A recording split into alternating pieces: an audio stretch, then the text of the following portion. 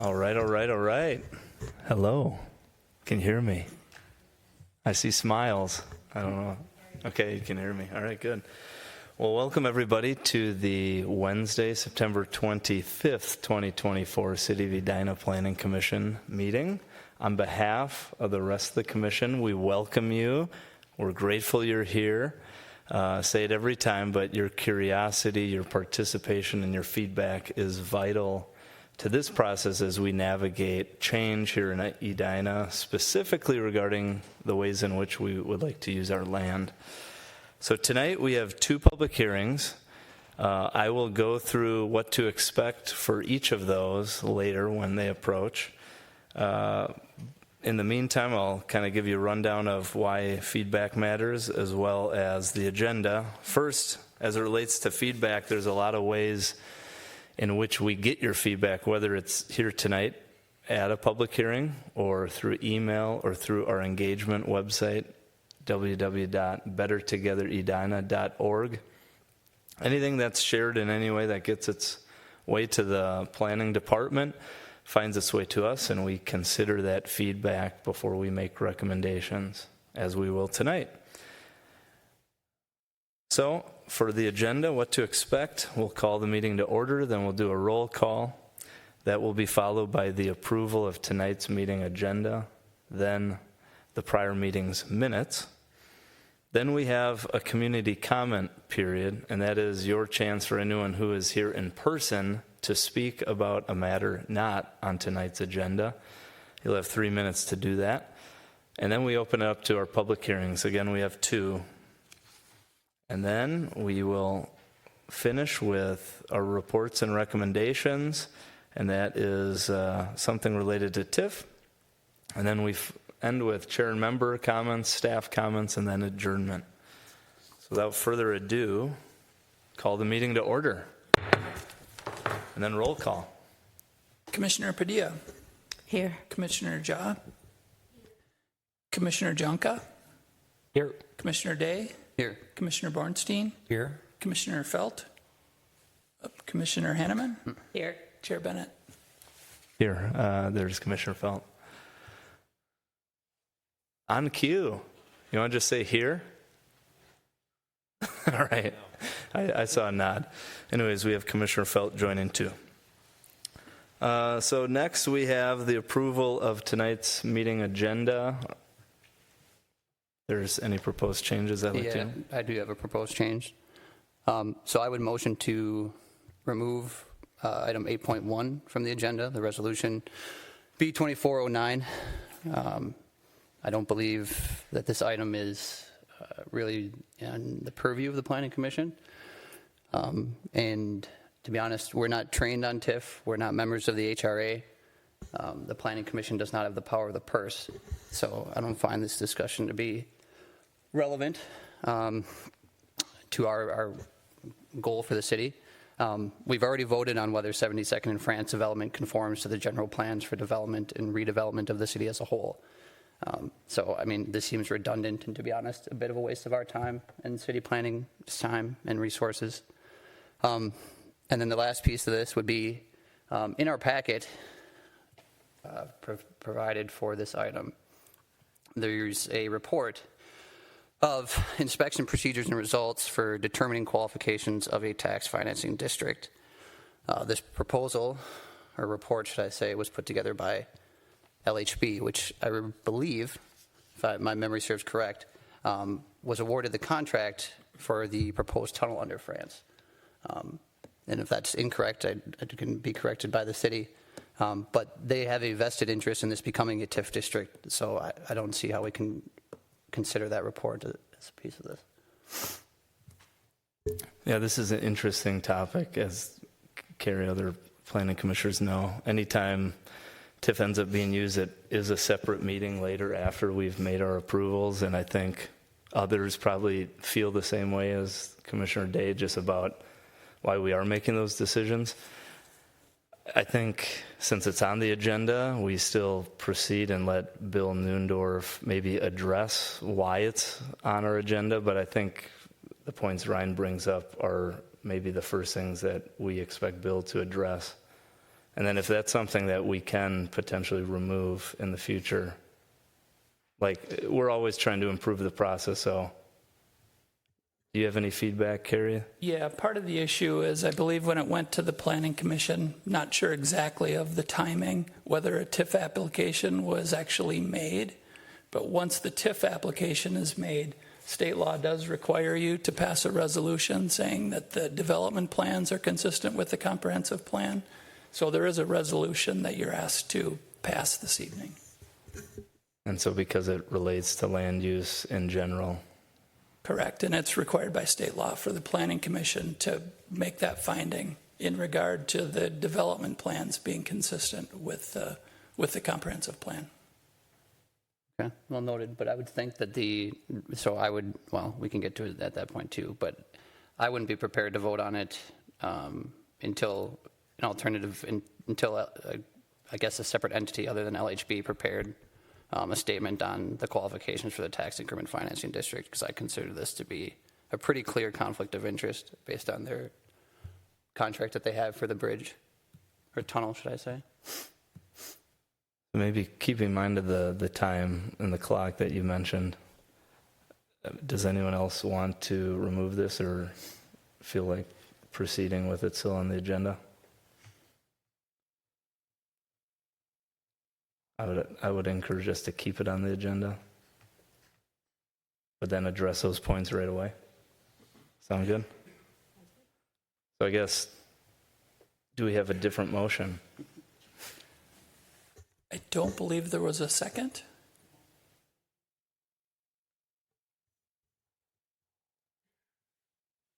This is just for tonight's meeting agenda, So you need a motion to approve tonight's meeting agenda? as written. Motion to approve tonight's meeting agenda. Second. All those in favor say aye. Aye. Opposed? Aye. Okay. So that carries. We will address that later, but thank you for bringing that up. Next, we have the approval of the prior meeting's minutes from September 12th. If there's any proposed changes, welcome a motion with modifications, or just as it stands. Motion to. Second. All those in favor say aye. Aye. Motion carries. All right, so next we have the community comment period, but before we do that, we have a new face up here. We have a new student commissioner, so one thing that's really cool that the city does is gives the opportunity for 2 students in the community to serve up on the planning commission with us, and it's quite a remarkable commitment in the fact that you're aware enough to want to join, so I'd like to give you an opportunity to just introduce yourself, tell us a little bit about why you wanted to join and what you're interested in. Thank you. Hi, everyone. I'm Ben. I'm a junior at Edina High School. I play soccer. I run track. I'm part of the business club. And I joined the Planning Commission to just learn a little bit more about our city. I wanted to be a part kind of like what happens and know what goes on in my town. And I'm excited to be here. And I hope to give a student point of view to the commission. Thank you. Awesome. Thank you very much. All right. That's great. So now we'll go to the community comment period. This, like a public hearing, but is only for people who are here in person. You have 3 minutes. You can come up to one of the podium. When the light turns green, state your full name, address, and you have 3 minutes to speak about whatever you would like that's not on tonight's agenda. Is anyone here that would like to do that? Seeing none, we will close that part of the meeting tonight and move right to the public hearings. So, just for those who'd like to get ready to participate that are tuning in remotely, again, there's 2 public hearings. If you'd like to provide testimony remotely, you're going to follow probably the prompts on the screen. You're going to call the following number, 312-535-8110, and enter access code 2630-751-1196. The password is 5454. And then when it's your time, you'll press *3 on your keypad to get in the queue to speak, but you don't need to do that right yet. So what to expect for a public hearing. This one is a 3-foot height variance from the maximum height requirements of 6 feet to allow for a 9-foot tall fence along France Avenue. The process for a public hearing is an applicant or a developer, a resident, whoever, applies for something that doesn't really conform. Staff puts together a report, and they then put together a presentation based off of that report and provide that to us tonight. We ask questions, have some back and forth, then we open it to the applicant team to give their own presentation if they'd like, answer questions, back and forth.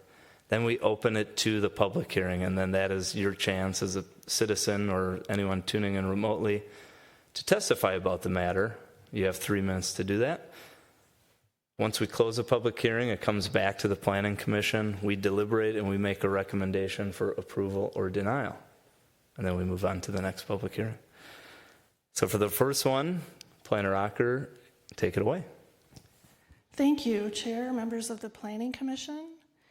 This is a request for a 3-foot height variance for a 6-foot maximum height allowed for a fence to replace 4 existing 6-foot tall fences.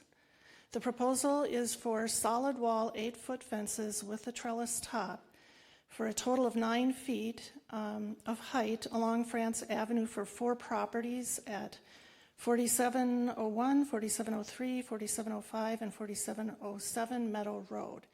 These are 4 properties that front Meadow Road, and then there's an additional 5 other properties that also front Meadow Road, and this is between 47th and 48th along France Avenue, the back of their lots, back up to France. Most of the homes are at a lower elevation, and their backyards slope up towards France Avenue. This is the view that's currently there along most of the properties or the affected properties.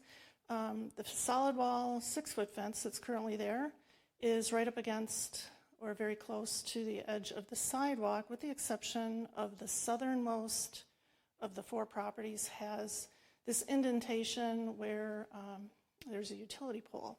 Now the replacement fence would be in front of the utility pole, so it wouldn't look like this. It would just be solid wall 9-foot fence in front of the utility pole. And another view of the fence as it exists along France Avenue. So the purpose of the fence is to replace the 6-foot fences at the intersection of 47th and France Avenue. There's going to be, it's to screen, the 9-foot tall fences are to screen and buffer 4 properties from the BRT line intersection improvements. I'm sure you've noticed there's been a lot of construction along France Avenue, and that's a lot of it. In this particular situation, they have 2 stations on both the east and west sides of the street. The 4700 block of France Avenue will have 2 stations directly across from each other, so on the west side and then on the east side. Rather than the diagonal situation that usually occurs at an intersection, given engineering, I guess they needed to do it across from one another. The stations themselves include bus shelters, which are 12 feet long with sloping roofs. The front of the shelters are 12.5 feet tall. The backs are about 8.5 feet. The shelters are lighted and heated. The stations will have 14-foot tall LED illuminated pylon sign. And the station will include talking fare card machines, bike racks, trash and recycling receptacles. As part of the E-Line project, Hennepin County is installing a median strip and will include crosswalks on the south side of the intersection. And then also it will have the flashing lights. And then there will be a new 30-foot tall street light on the corner. So this is a rendering, and it's showing the 6-foot fence. It does not show. This was, I believe, done by Metro Transit, but it gives you an idea of how that will look, and it includes that crosswalk sign. Can't really see the top of the new light. And then this is just a typical one of the bus stations. So evening also lit up. This is the proposed fencing product that they are proposing on the 8-foot section. And then there would be a 1-foot topper that would increase the height to 9 feet, which would be a trellis top. It encompasses the 4 homes just south of West 47th Street. Each have approximately a 60-foot wide lot that backs up to France Avenue. You're not seeing this southernmost property all the way. So it would be 4701, 03, 05, and 07 with a 65-foot length along their rear property boundary, 8-foot solid wall, and then a 1-foot topper with the trellis top is what they are proposing.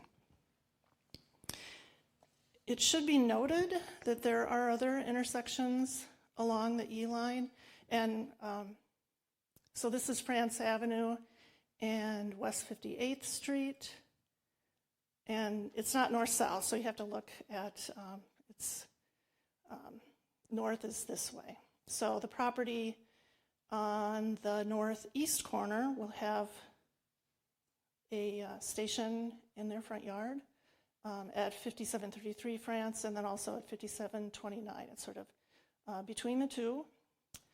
And that this particular intersection will have them at a diagonal fashion.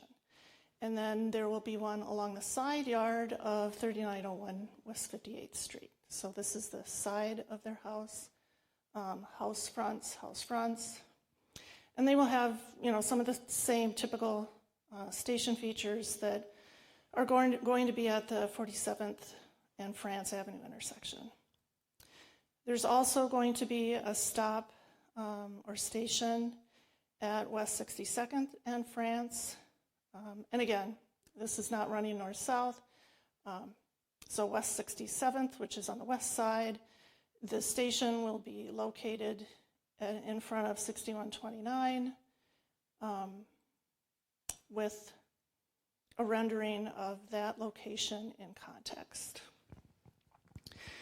So there can be a case made for both approval and denial of the request. Denial of the request for a 3-foot fence height variance for properties located at 4701, 4703, 4705, and 07 Meadow Road could be based on the following findings: that the proposal does not meet the standards for a variance with no circumstances unique and specific to the lot. There are other properties located along France Avenue equally affected by improvements of the BRT-E line next to their property.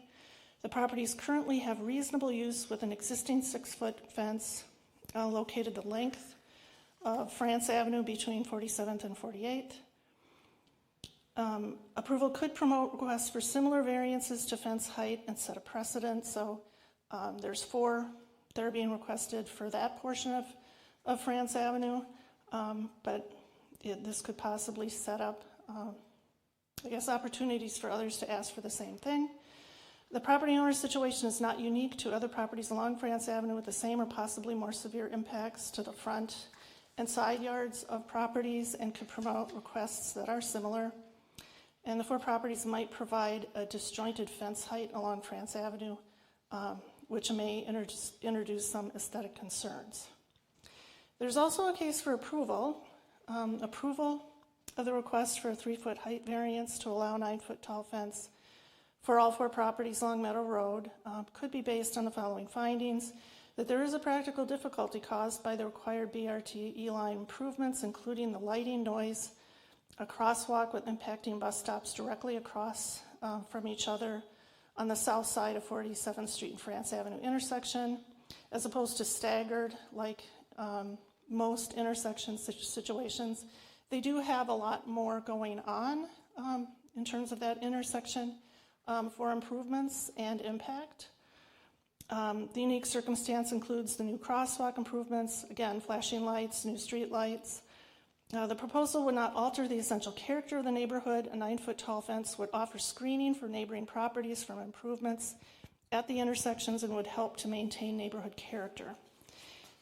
Any approval should be subject to the following conditions: the plans and survey, date stamped August 21st, 2024, and subject to engineering staff memo dated September 13th, 2024. Engineering memo does support the request. Staff did recommend denial, given the fact that even aside from looking along France Avenue, there are other conflicting land uses, and it may be a more appropriate way to look at it holistically and not to have individual variances come forward for the Planning Commission to consider. If there's some way to address our current code, that would certainly be helpful. And with that, I will stop and answer any questions you may have. We do have some of the neighbors that have applied for the variance here and are ready for presentation. And with that, I will stop and answer any questions you may have. Thank you, Chris. Any questions for Chris? Commissioner Felt?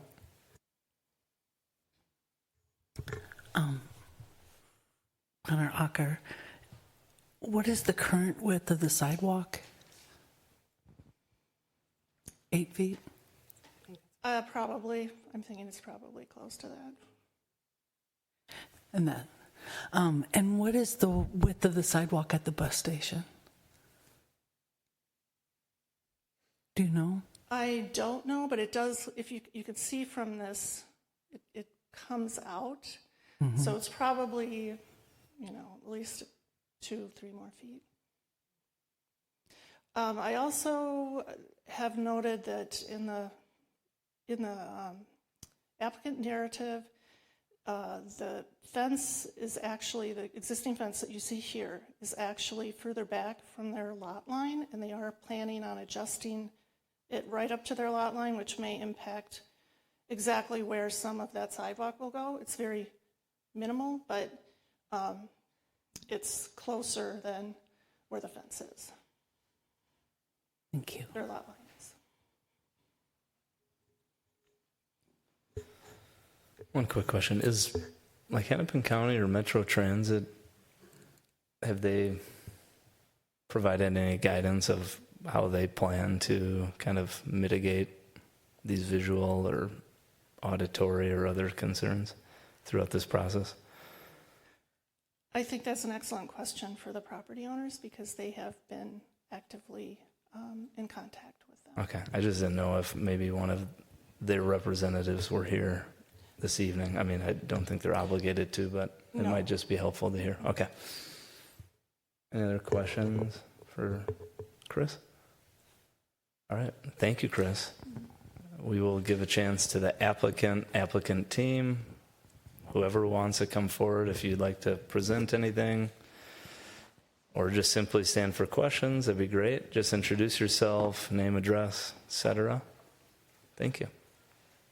My name is Karen Willie. I live at 4701 Meadow Road, which is the corner. And with me is Molly, well, let's start with Robin here. Robin Harmon, who's at 4703, and Molly Rice, who is at 4705. Betty Goodman, who is at 4707, is out of town tonight. I would like to say two things in my introductory remarks. One is that my mother just died 10 days short of her 99th birthday. So this is not really where I want to be tonight, but I thought it was important to be here, and so I am. And the second thing I want to say is that I would respectfully request that when a staff recommendation is made, particularly when it is in opposition to the request of the residents, that it appear on the website earlier than the day of the hearing, which is how it worked today. I did not find out, none of us found out until about 4 o'clock this afternoon what the staff recommendation was.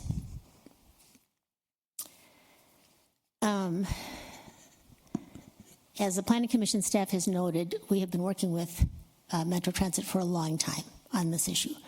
I guess I might address that first in terms of the concern from the planning staff about perhaps the fact that consistency would be helpful in something like this. That may be, but the city has known about this project for a long, long time. I have been working with the city on this project for literally 2.5 years, probably. And to your question about Metro Transit mitigation, the answer is none. They do nothing. They purport to have public hearings. You can submit comments, but they don't really listen to anything, and they're really going to do what they want to do. So what I'd like to do briefly, and then if Molly or Robin have additional comments, hopefully they can make them, is kind of walk through this staff recommendation and share the concerns that we have.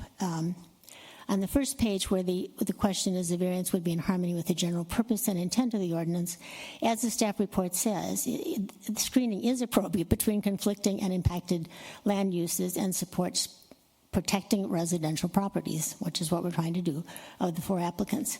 They go on to say, however, that there are these 2 other places, the 58th Street stations and the 62nd Street stations, that are similarly circumstanced. That's not the case. As the staff person indicated, this is the only residential spot on the entire E-line where the stations are directly across from each other as opposed to on diagonal corners.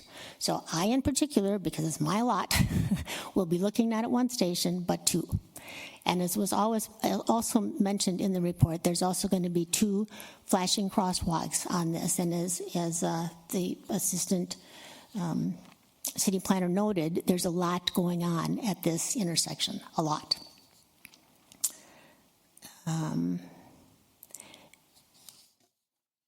So the second concern is that we have reasonable use with the existing 6-foot tall fences. That's true. The problem with the existing 6-foot tall fences is they do nothing to screen what we're going to be looking at. Like was already stated, these things are almost 9 feet at the back. They're 12 feet at the front. They are lighted 24 hours a day. 24 hours a day. And so in terms of, apart from the fact that the buses are going to be running, we're told, every 10 minutes from 6 a.m. until 10 p.m. This is a significant change from when we bought our properties, what we're used to. We've also already experienced change at the hands of the city because when all of us purchased these properties, there was no sidewalk back there. And there was a tree barrier between the back of our lots and France Avenue. And about 12 years ago, the city decided to put a sidewalk in. That's fine. But we lost our tree barrier, and now we're going to be exposed to even more light, noise, you name it. Any kind of pollution you can think of is going to happen. And the other thing I should just mention, I guess, is that when the city sidewalk was put in, we've learned as part of this survey that we had to do in order for our zoning application that, in fact, the sidewalk is on our property. It infringes on my property at the corner by about 12 feet, and then, 12 inches, and then it goes down from there. So we have been working with the city engineer to try to deal with the encroachment, and I think it's everybody's feeling that now is the time to remedy all of these issues. And there are timing issues because Metro Transit has already started the construction on our side of the street. So we've got to figure out what are we going to do about the easement that the city needs or some other sort of mitigation, and what are we going to do about this fence, and it's all going to happen this fall. So there are some timing constraints.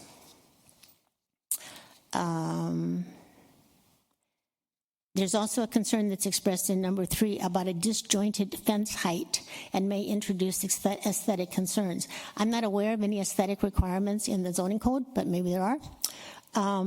There's already a disjointed fence issue because when the city put in the sidewalk, they had to do a sort of retaining wall fence for the 4 properties that are to the south of us. So the fences already don't line up. They can't line up because that is a retaining wall fence that actually sits on the sidewalk. And one of the reasons that all 4 of us were willing to do this together is because we thought, as we said in our application, that having one consistent fence built at the same time and then nicely adjoining that city fence was a much better aesthetic than having one of us do something one year and one of us do something another year. So we tried to address that as well. Then there's the concern about the plight of the landowner is not apparently unique in this situation. As I've already said, the other two spots, 58 and 62, are not the same because the shelters are not directly opposite each other behind my house. The other issue is that we don't have good mitigation opportunities other than a fence because to the question about how big is the fence, how big is the sidewalk going to be? So everywhere else Metro Transit has built these new stations, they have ripped up the sidewalk. They do not intend to rip up this sidewalk. They want to leave 2 feet of it. And the reason they want to do that is because they are rightly concerned that if they do pull up the sidewalk, there will be significant erosion into our yards, which is exactly what happened when the city built the sidewalk 12 years ago.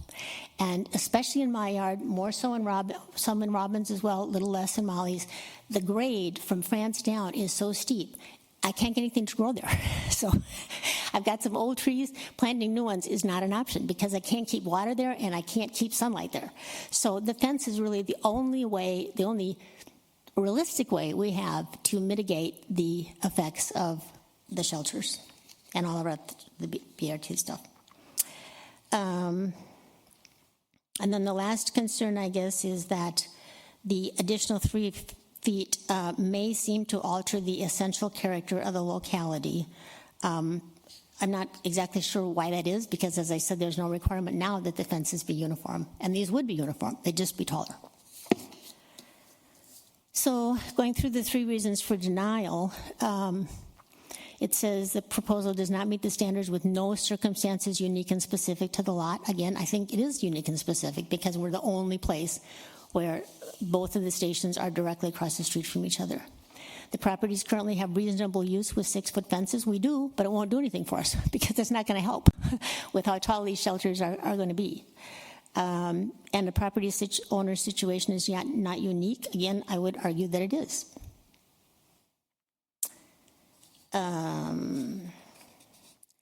So I guess that's about all I have to say.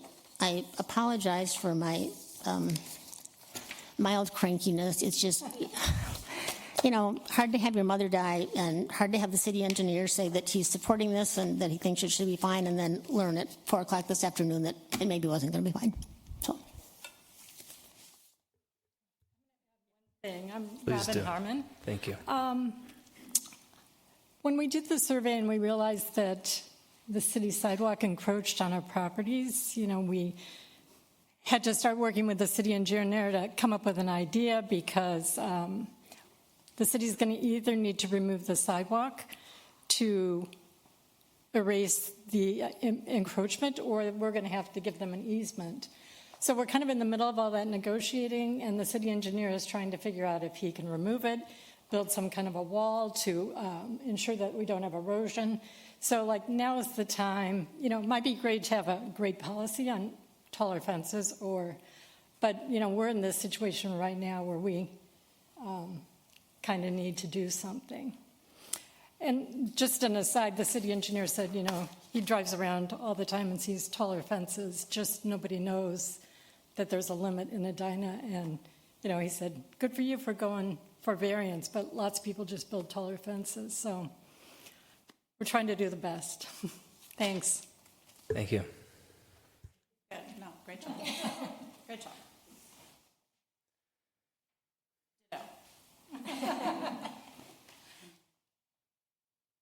Appreciate your time and patience. Any questions for the applicant team?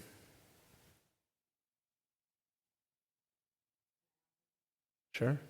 I'd just like to offer an apology that you have to be here today. And there are 9-foot fences in other parts of the city, and it's unfortunate that we're in this circumstances. I appreciate the sensitivity of time, but just extending my apologies.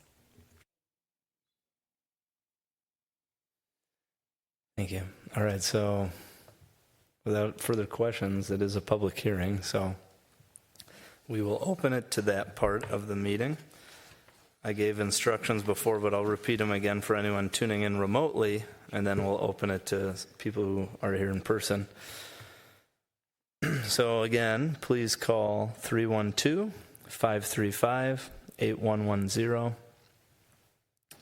enter access code 2630-751-1196. The password is 5454, so enter that too. And then press *3 on your keypad to get in the queue to speak. We will turn it over to people who are here in person. There's about a 1-minute lag, so we'll return to the virtual queue momentarily. Is there anyone who is here that would like to testify about this particular matter? You have 3 minutes to do so. Come to either podium, full name, address. We'll let you know when your time's up.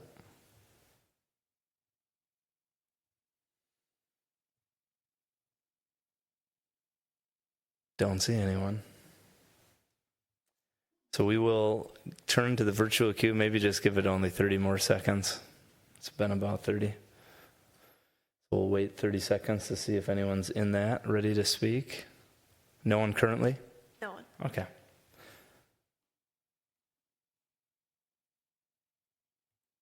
Cue the elevator music.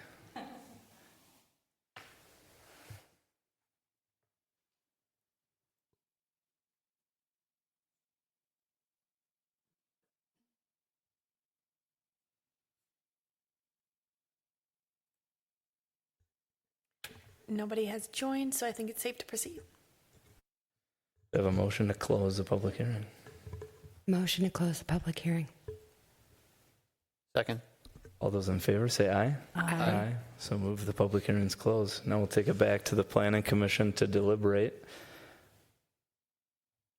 I'm looking for either a recommendation to approve the variance or deny it ultimately. Yeah, Commissioner Padilla. I'd like to thank everybody for their presentation. I'm also very sorry for your loss. I know it's a difficult time for you, and I understand this is the last place you want to be. Not for that reason, but for many of the others that you addressed. I am in favor of this variance. I think this is a very unique set of circumstances, and the idea that you'd have a light 24 hours and a talking sign right above the fence, adjacent to your property, is certainly a unique circumstance. I do think, without going through, I have them all written down, and I differ from the staff in terms of feeling that it's a unique circumstance and there are practical difficulties and there's impacted land use. I also think it's very admirable that you are coming to the Planning Commission together as 4 homes, and that you are trying to do this and make, at least have some uniformity in the change that you're looking for. I think just looking at this fence, 3 feet is not going to impact aesthetically the street at all. So I am in favor of this variance. Thank you. Yeah, Commissioner Day. All right, so thank you for being here tonight. Agree with what Commissioner Padilla basically said. And I just wanted to get into the technical details of the variance a little bit, because I'm usually, as an engineer, pretty stickler for variance requests. But this one, I think, is pretty reasonable in terms of, going through so I'm going to step through these. The first one, the variance would be in harmony with the general purposes and intent of the ordinance. Well, we have the fence ordinance, and here in the packet we say, the purpose of the intent of the fence height ordinance is to provide reasonable fence height to allow privacy. Okay, that's important, and provide a consistent height standard. Well, there's no minimum to the height standard. So, I think about my yard that I have, and my neighbors all have different heights of fences all around it, made of different materials. So there's really no consistency there. I think it's the ordinance is there to make sure we don't get 12-foot tall fences. So I can see why we put a cap, but I think this is, in harmony with the general purpose of having this fence height ordinance. Getting down to the consistent with the comprehensive plan, this one's pretty easy. It's R1 district, not really much to comment on that. And then the practical difficulties, right? So the owner proposes to use the property in a reasonable manner, not permitted by the zoning ordinance. I think it's pretty reasonable to want a bigger fence in order to provide some privacy from, constant light and traffic on this stretch of road. the plight of the landowners due to circumstances unique to the property. Well, it's not necessarily unique to your property, but you're being impacted in a unique way by the changes being made. And then, the last piece here, the variance, if granted, will not alter the essential character of the locality. Again, I don't think the fence determines the essential character of the neighborhood, and to have a uniform fence along 4 different lots made of the same material at the same height, I think, certainly wouldn't alter any kind of character of the neighborhood. So, I see all the criteria being met for variance here. I think it's a very reasonable request. And, as we were going through this, I thought to myself, how can we potentially look to change this ordinance for future properties, right? Because we as a city want to be moving towards this type of development with rapid transit and whatnot. So other residents will have this concern, and I think people would be more receptive to some of these changes if they knew that they could have additional screening and whatnot if they were, if we were proposed route changes, through next to their backyard and whatnot. So, yeah, that's me. Thank you, Commissioner Borenstein, Felt. Others?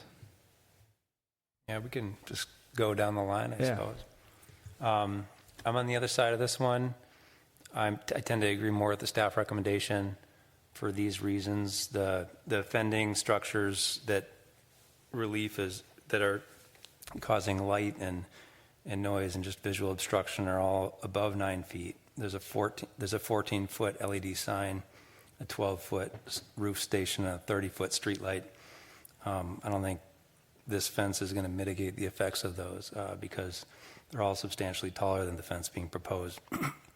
I think this type of improvement is relatively normal for a transit corridor like France. And I do think that granting, I acknowledge that there's a station on the opposite side of this one, but I don't think that materially changes the type of effect that would probably happen at the other places in the city where it's just aligned slightly differently.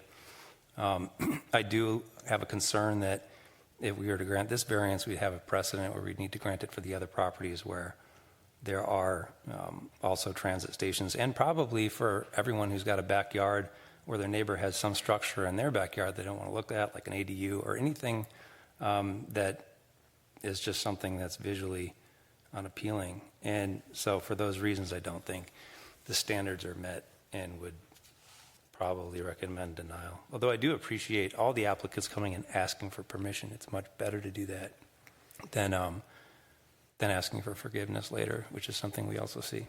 So, thanks. Mr. Felt. Thank you for coming in tonight. And thank you for your presentation and all the work that you've put into this so far. I agree with everything Commissioner Borenstein has said. I live in the Morningside area, and I walk from Morningside down to 50 and France probably once a week. And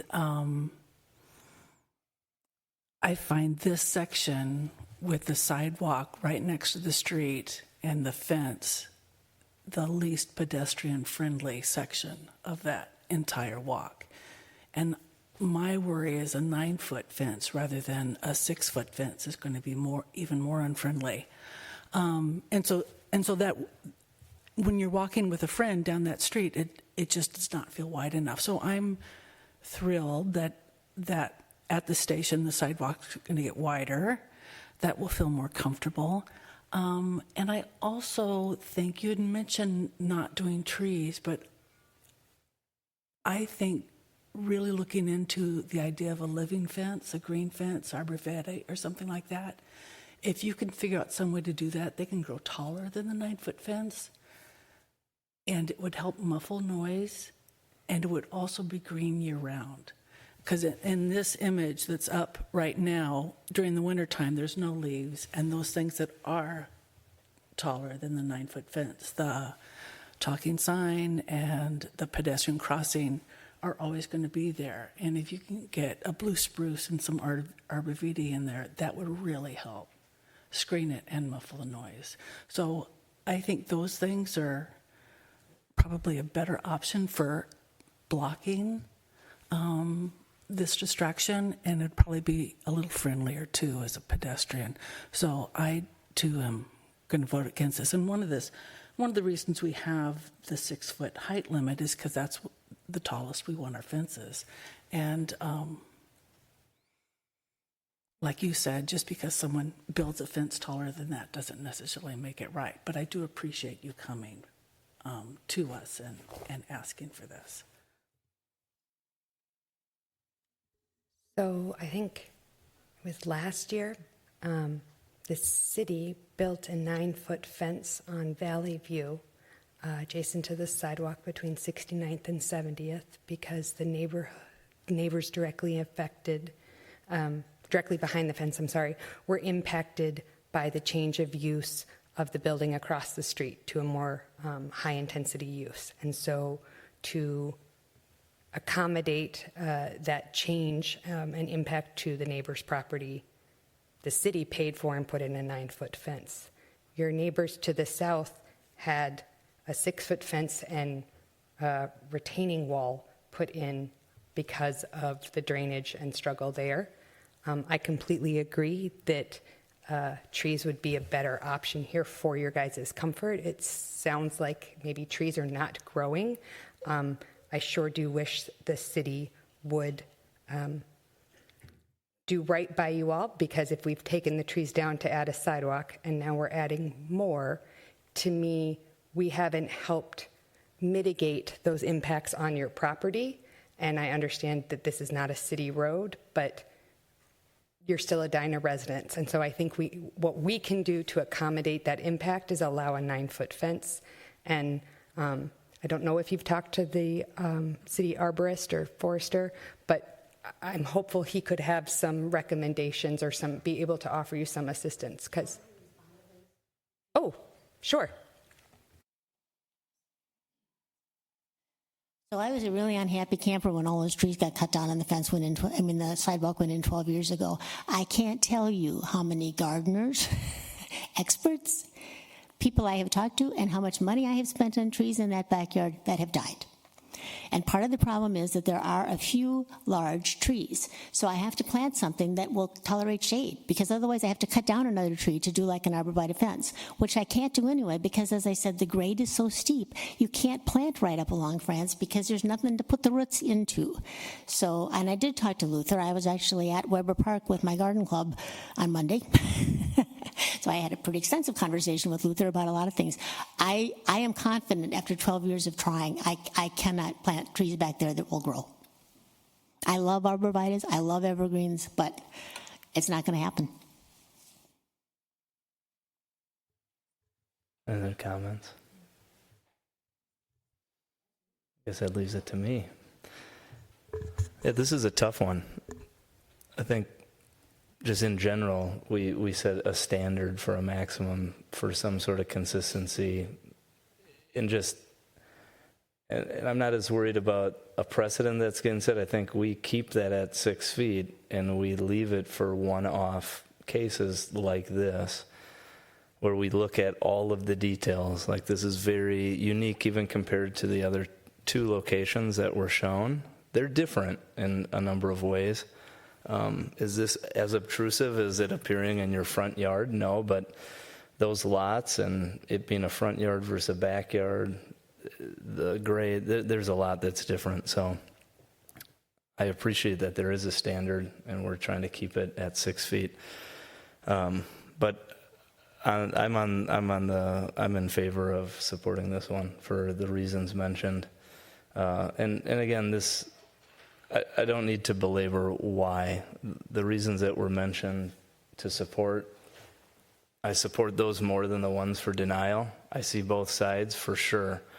But this just doesn't seem like it's going to make that big of an impact on literally anyone, except provide a lot of benefit to the homeowners. And that's ultimately like what we're trying to balance when it comes to a fence ordinance. This seems like an easy ask. But any other comments? Welcome a motion. Motion to approve the request as outlined in the staff report. Second. Let's do a roll call vote.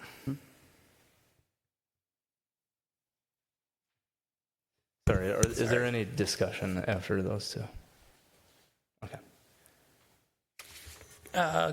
Commissioner Padilla, Aye. Commissioner Day, Aye. Commissioner Bornstein, Nay. Commissioner Felt, Nay. Commissioner Henneman, Aye. Chair Bennett. Aye. So that's 4-2. Motion carries. Good luck with the rest of your approvals. Thank you for coming. All right. We have another public hearing. Chris, are you taking this one too? Okay. So similar process to the previous one.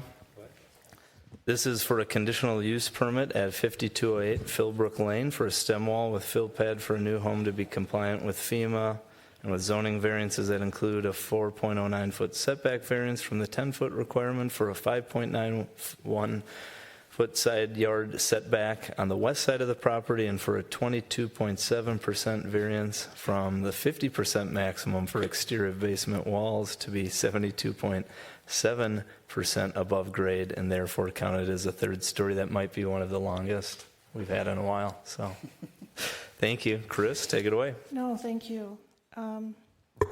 This request is for a conditional use permit with variances to tear down the existing home and build a new home at 4208 Philbrook Lane. The property is located in the northeast corner of Philbrook. You can see here. It backs up to a portion of Pamela Park and where the Minnehaha Creek overflow is. This is a photograph of the existing home that's currently there. The existing home is currently located in the floodway. The original home was built in 1960 and it predates the flood insurance study conducted in the late 1970s. So there's a lot of homes, especially on the east side, that were built prior to the flood study, and unfortunately some of them ended up being in the flood zone. This one happens to be in the floodway, and you can see where the property and the home is bisected by that contour. Grading and fill are restricted in the floodway. After conducting a site and structure study, the homeowner established that renovation or addition to the current structure is not possible given the floodway designation and their family needs. In the next slides I have are the proposed survey of what they're proposing to replace the existing non-conforming home that has a basement that's lower than the flood elevation. The house is in the flood zone.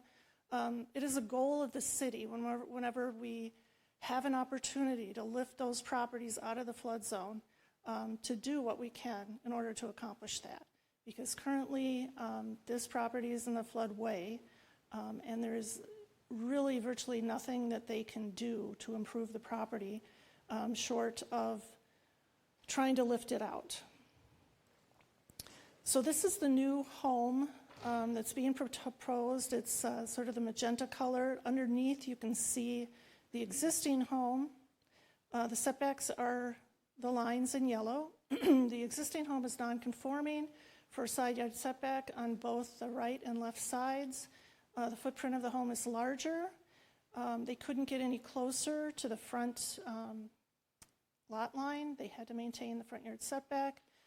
They also were trying to maintain the side yard setbacks as much as possible.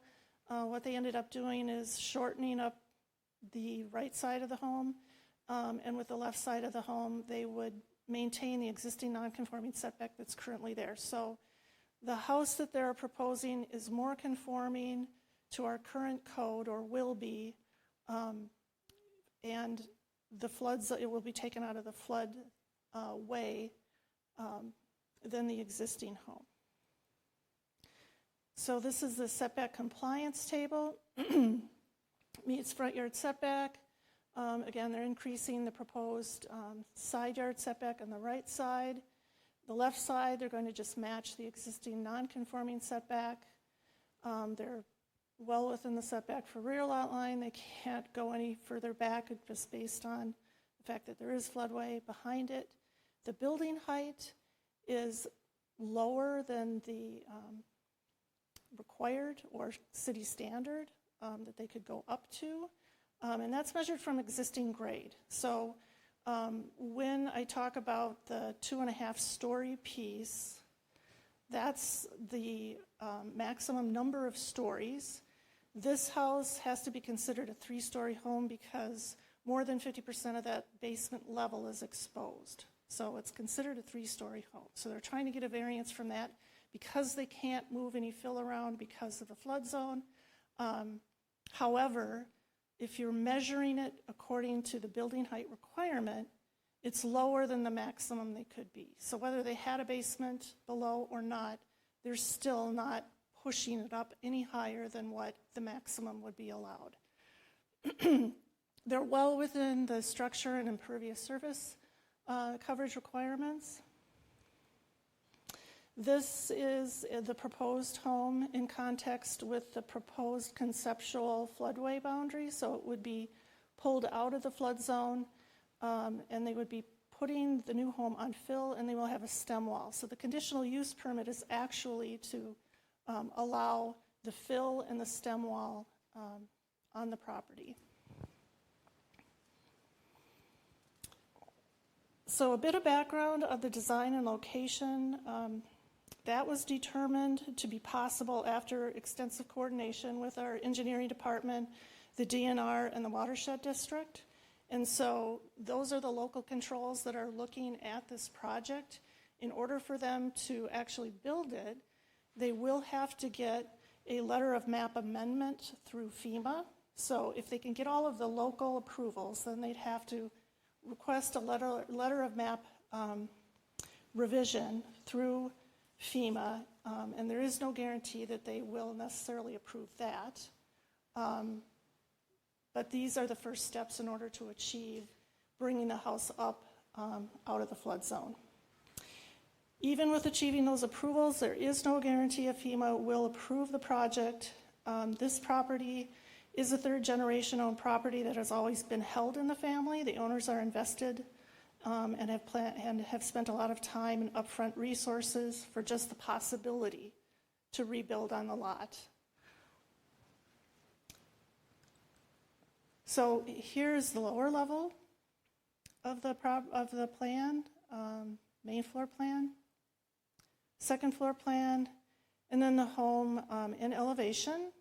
And you can see that the overall height is lower than the maximum that would be allowed, even given the fact that you have some exposed basement wall area. And then the front elevation and the home in context with some of the neighboring homes. So regarding the conditional use permit,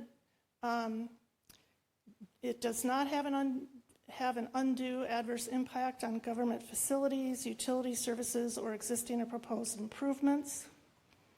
The proposed project is located within an established neighborhood and will be rebuilding on a former home site with pre-existing governmental facilities, utilities, and services. So there will be no impact in addition to what was already existing. Will it generate traffic within the capacity of the street serving the property? Yes, there will be no change to that. Does not have an undue adverse impact on public health, safety, or welfare. Again, it's a rebuild one house for one house. Staff does not believe the project will have any adverse impact on public health, safety, or welfare. It will not impede the normal or orderly development or improvement of other properties in the vicinity. Staff believes the proposed new home will enhance the property and will fit well within the site. The proposed use is allowed in the R1 zoning district. The proposed project does not impede any normal or orderly development or improvement of surrounding property. It conforms to the applicable restrictions and special conditions of the district in which it is located as imposed by this section. The proposed project has been designed to satisfy all city code provisions with the exception of the variances that are required, and those are all based on the existing conditions that are currently on site, and also subject to the approval of FEMA. Is it consistent with the comprehensive plan? No amendment is needed from the comprehensive plan. The house is permitted in the R1 zoning district. Minnesota statutes requires the following conditions must be satisfied affirmatively for the variances that are being requested. Will it leave practical difficulties that prevent a reasonable use? The left side yard setback variance of 4.09 feet from the 10-foot requirement for a 5.91-foot side yard setback at the front south corner of the home matches the existing non-conforming side yard setback at the original home, and they have very limited opportunity in order to fit a home on the lot given the flood zone constraints. The new home will maintain existing non-conforming setback on the right side while shifting the footprint to adhere to the current setback requirements on the left side. The applicant has indicated multiple scenarios were studied, and while the home width could be reduced or the front yard setback increased, this would increase the amount of fill and impact in the floodway. Neighboring homes' side yard setbacks are consistent also with the 5-foot side yard setback throughout the block. Most of the homes were built in the 60s, and they had similar setbacks as the existing house does. Will it correct or extraordinary circumstances applicable to this property but not applicable to other properties in the vicinity? The floodways designation is an extraordinary circumstance affecting and driving all aspects of the home design. The proposed 4.09-foot setback variance is reasonable. The property has extraordinary circumstances given the limited opportunities. And the basement is limited in ability to comply with the zoning ordinance while complying with the floodplain ordinance. You can't put that basement any lower. It actually had to be raised up 2 feet above the flood elevation. There are circumstances that are unique to the property, not common to similarly zoned property that are not self-created. The circumstances related to the proposed project in both requested variances are unique to the property lot, given the lot configuration, flood zone elevations, and impacts that are specific and unique to the site that are not like other similarly zoned properties. Will the variance alter the essential character of the neighborhood? The granting the variances will not alter the essential character of the neighborhood. The subject property is currently used for a single dwelling unit. It will continue to be used for that. The size, location, and scale of the proposed structure is similar to other existing buildings in the neighborhood, and the location of the structure was chosen to comply with the FEMA floodplain ordinance. Staff recommends approval of the conditional use permit request and for the 4.09-foot setback variance, and for the exterior basement walls to be more than 50% above grade to construct a new home at 4208 Philbrook. Approval is subject to the following findings. The proposed project meets the conditional use permit standards of Chapter 36, as I indicated previously. The proposed project meets the criteria of the Minnesota state statutes and the Edina zoning ordinance to grant both variances requested. The property is currently located in a FEMA floodplain designation of floodway. It is a goal of the city to remove structures from the flood zone represented with the opportunity. This proposal will achieve that goal. The project presents opportunity to correct floodplain designation, which is a practical difficulty that is unique and extraordinary and is a circumstance of the property. The proposed project will not alter the essential character of the neighborhood. Any approval is subject to the following conditions. The construction plans must be consistent with the proposed survey and plans, date stamped August 15th, 2024. Compliance with all the conditions outlined in the city engineer's memo dated September 16th, 2024.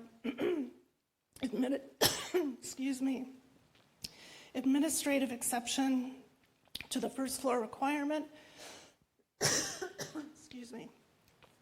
A successful letter of map revision or LOMAR from FEMA, which moves the floodway designation, demonstrated no increase in or transfer in flood risk to others certified by a licensed engineer.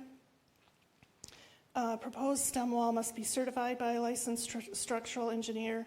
The permit issued by the Minnehaha Creek Watershed District and an elevation certificate will be required before issuing a certificate of occupancy upon the building completion. Also, compliance with the tree protection ordinance in accordance with the city forester. With that, I will stop and answer any questions you have. And we do have the homeowners and the representative here as well. All right, thank you, Chris. Ooh, mouthful. Yeah. Questions for Chris? Sure, Hahnemann. It's contagious. I'm I have a couple of questions for you, Chris, sorry, and maybe I just wasn't following. The home can't be remodeled in its current shell. Why?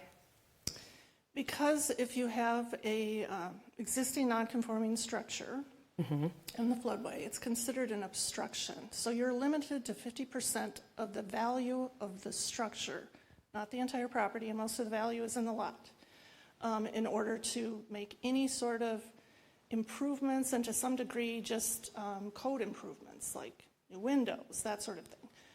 And that the goal of that, I believe, is that FEMA doesn't want to continually have these non-conforming properties have to make claims after, and they've continually been improved over time, so their value has increased. So, and is that like a cumulative running total? So if you're pulling permits to redo your kitchen for 80 and then you do your windows for 40, like does... It does accumulate, but it can reset. I have Jessica Wilson, who is our water resource manager with the engineering department, and she is very well versed in that. Did I get any of that right?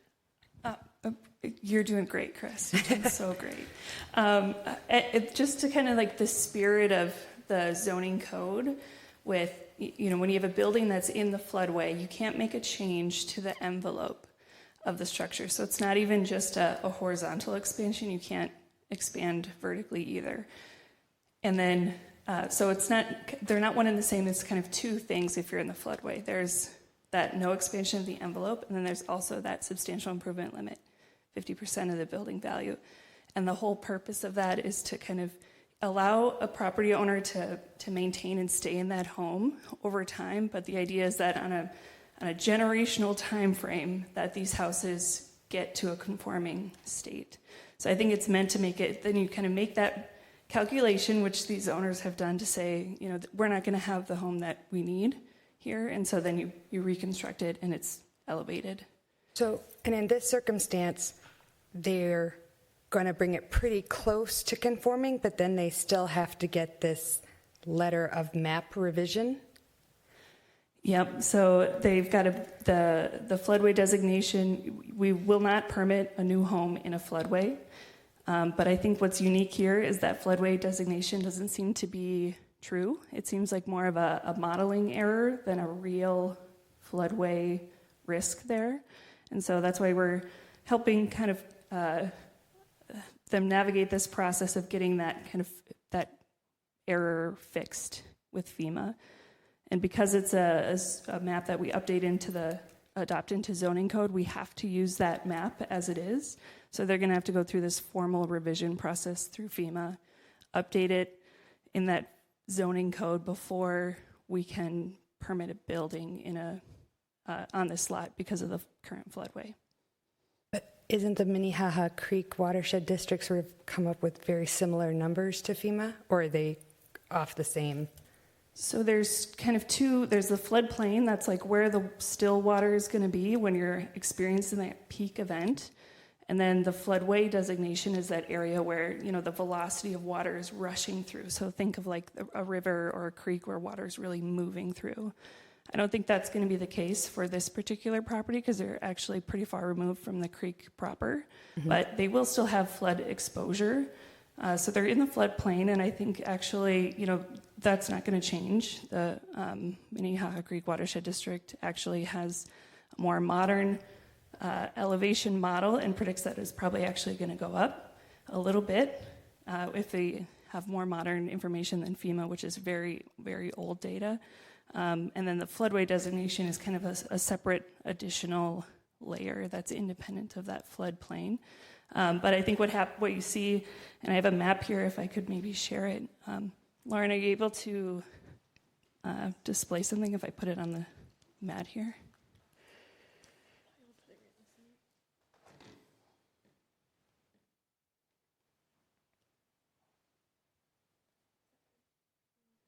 I think that's great. That looks great, thank you. So I think what happened was when the modelers were putting together, what's the elevation going to be along Minnehaha Creek, there's this huge storage area. This floodplain area actually extends all the way down to Pamela Park. And then they just kind of broad stroke called all of it floodway, so that in their model they could account for that storage. This shape here that appears on the flood insurance rate maps and the flood insurance study has not changed in a really long time. But what has changed with the maps that were updated in 2016 is we essentially put a digital image behind it. So now you can see that it actually crosses over the structure, which is problematic for permitting there. So I think it's just a combination of just some coarse modeling that makes it really problematic for this house, for this parcel. But I don't think this is an actual floodway designation. I think it was the modelers just kind of called this entire area, which reaches all the way down to Pamela Park, just broad brush strokes, said this is all going to be floodway for that model calibration.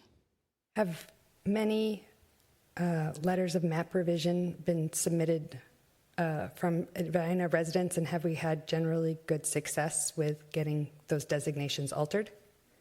There will be the first. I think it's very rare for it to come from like a residential property owner. Typically, it's something that happens on a community scale, or there's a big project. The one that is in my mind from in the Minnehaha Creek Watershed District is when Methodist Hospital did a huge project, and then they remapped a whole panel.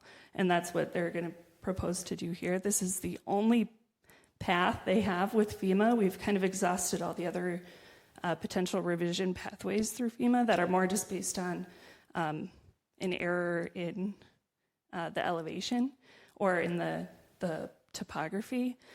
This letter of map revision process where they have to revise an entire panel is really the only process available. And they can't go get that unless we approve a plan.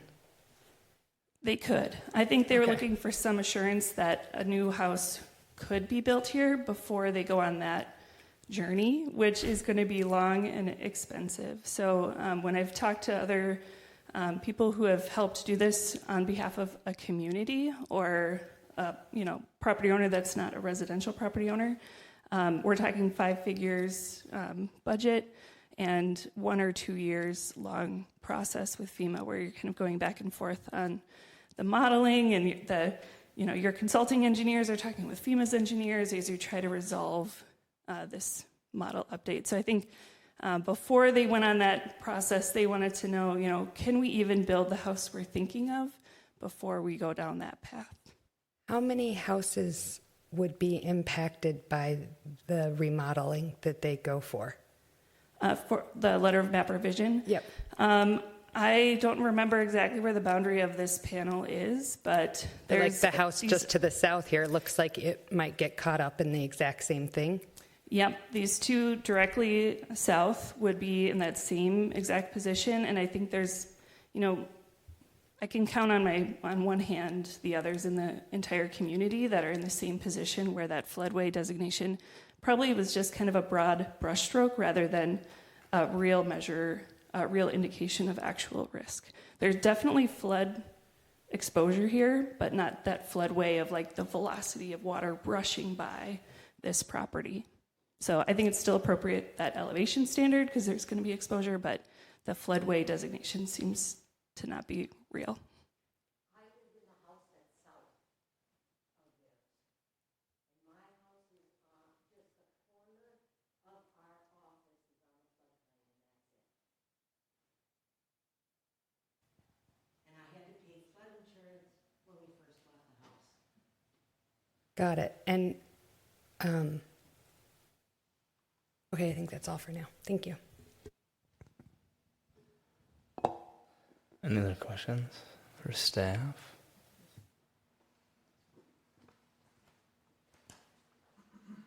No. All right, so I guess we'll give an opportunity to the applicant team if they'd like to provide their own presentation or just stand for questions. Either or both works.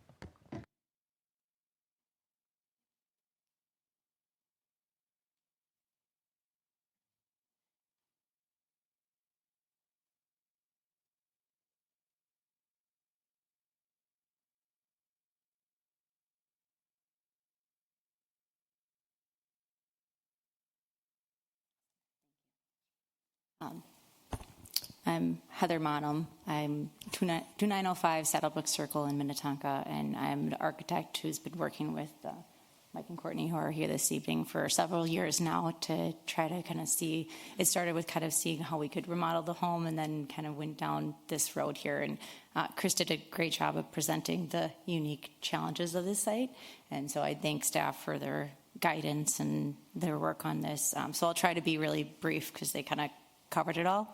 But I wanted to at least introduce myself and then allow you guys to ask any questions if you may have any.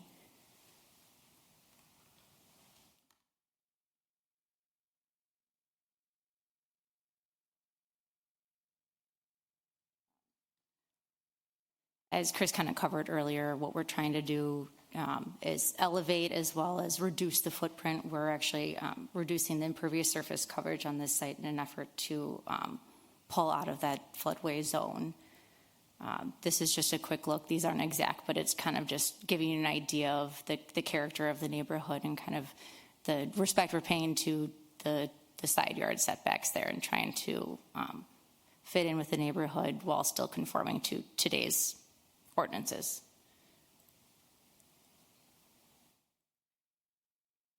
The building elevations kind of just generally show the grades that we planned. The garage is going to come in where the existing home's garage is today, kind of at the level of the other homes in the neighborhood. And then you see we're lifting that main level up to adhere to that lowest floor elevation requirement. You can see we're making efforts to kind of keep that roof structure a little bit lower, as well as, those floor-to-floor heights as well, too, to try to be respectful of the height and, again, fit in with the homes in the neighborhood. As far as the 50% basement coverage, we could try to bring in some additional fill, but you're really working against yourself as you're trying to pull out of that floodway. And my concern is that you're impacting then the other neighborhoods, the other neighbors, while kind of creating a steep slope on the side there. This just kind of quickly shows the main level versus where we're going to need to lift up to on our plan for the elevation in order to adhere to that. That's kind of all I have. Just kind of going to reiterate that all of the moves and kind of asks this evening are based on the efforts to pull out of that floodway, and along with the city's kind of goal of removing that value in that property from that risk as well, too. So thank you for your time, and I'm here if you have any questions. Thank you. Any questions?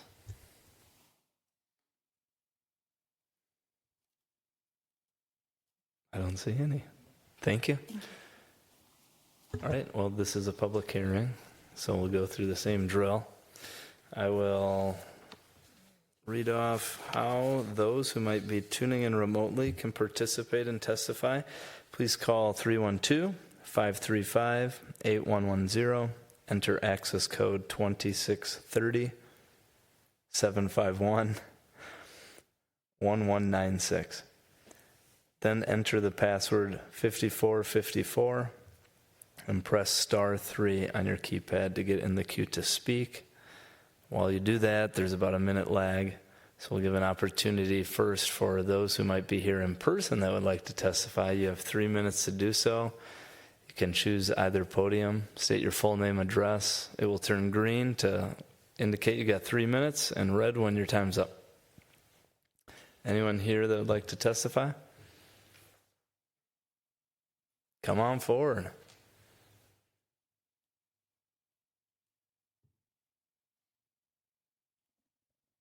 My name is Mary Inglekay, 4201 Philbrook Lane, and we have been there for 32 years, and we've known this generational family. They were the very first people in the neighborhood who came with a plate of chocolate chip cookies, and I know this family, their character, their commitment to the environment and to the health and safety of the community, and I can't wait for them to be my neighbors again. The house has been empty for some time, which has been kind of sad, but I see the family there often, and I appreciate the hard work that they are doing. I know that they will be a blessing to the neighborhood and to the city of Edina. That's all I have to say. Thank you very much.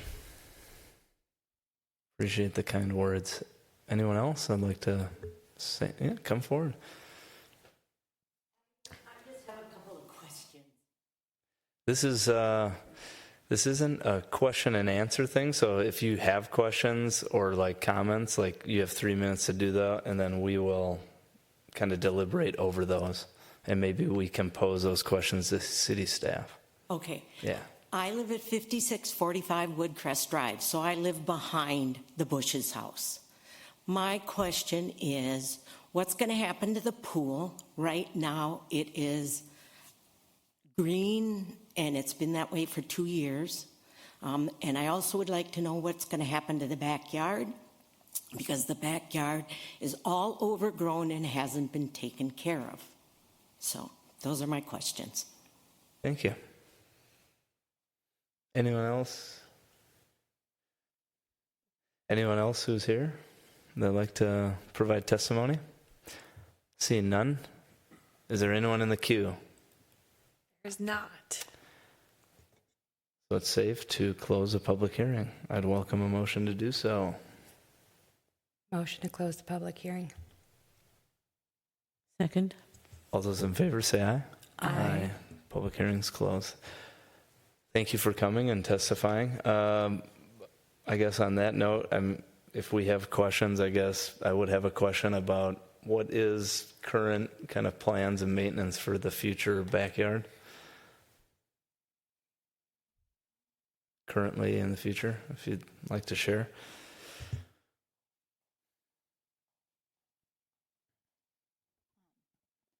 Currently, they are the property owners, so they're going to be maintaining the yard and the site. And, as you know, things have kind of been a little bit of leeway for them in the interim. But the plan for the yard in the future is there would be landscaping, and the pool would remain and be taken care of as well, too. So, thank you. Okay. All right. This is our time to deliberate any comments people have or further questions. Even a motion.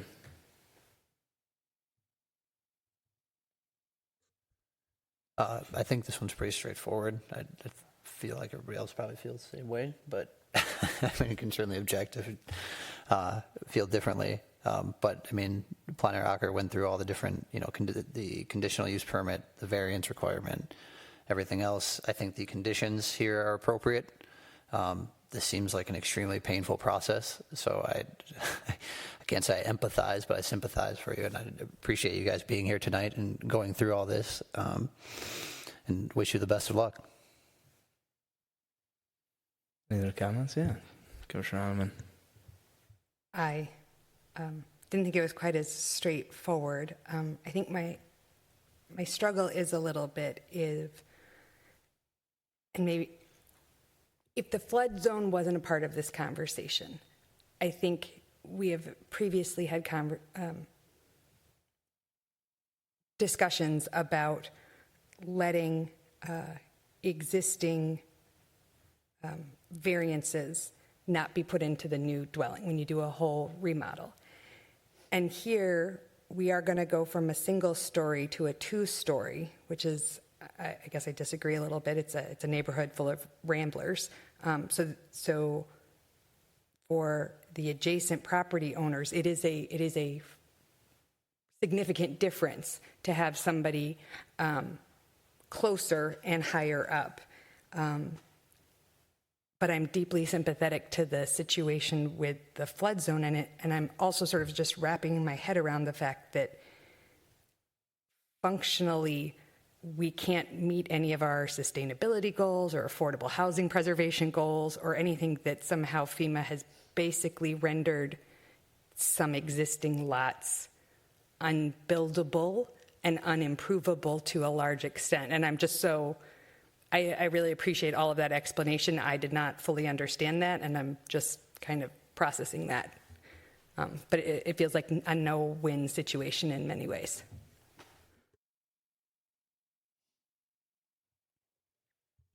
Thank you for channeling Commissioner Miranda. Oh.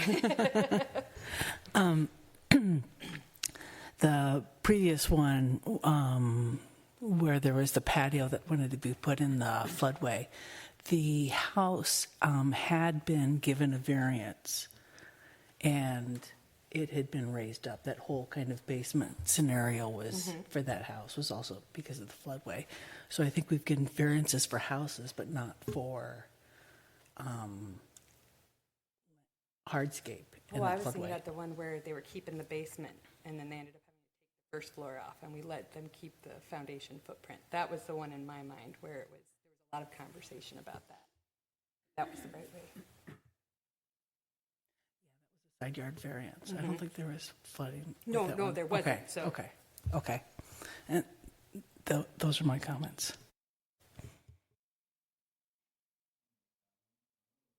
Any other comments or proposed motions?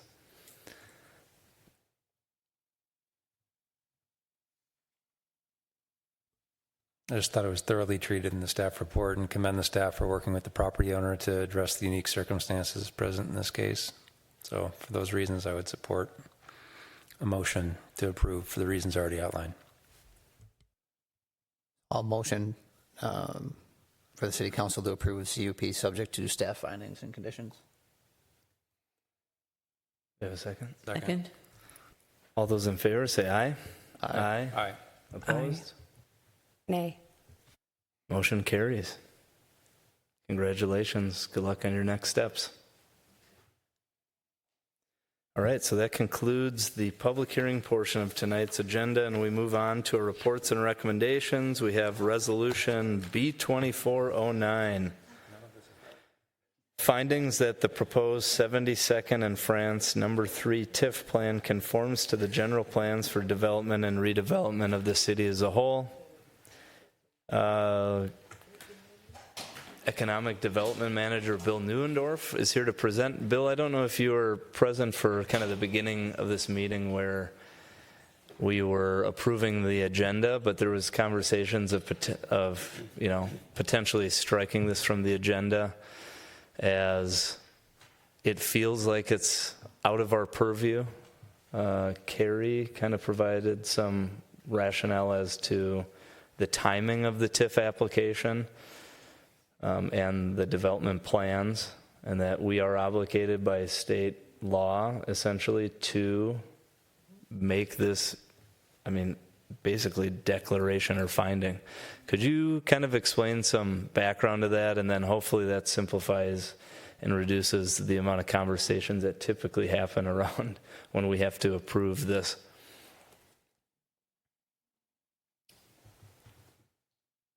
I'll just use this. I guess some context for maybe residents tuning in, because there's none here present. But typically when we have larger developments that ultimately pursue TIF, it's not necessarily part of those discussions early on for a variety of reasons. And sometimes residents, commissioners, whoever feels slighted by it, then that getting played later. But that's typical in the process. And that's really not our purview on the Planning Commission. Anything to do with TIF, if that's a reason for or against a development that is beyond ours, that's city council grounds. But if you could kind of fill in the blanks with some of that and explain some of the context of why we need to do this. Sure, happy to. And I think a lot of these questions will be answered as I go through my presentation, which was in your packet as well. But the conversation here tonight and the content of this resolution does pertain to the use of tax increment financing as a financing tool.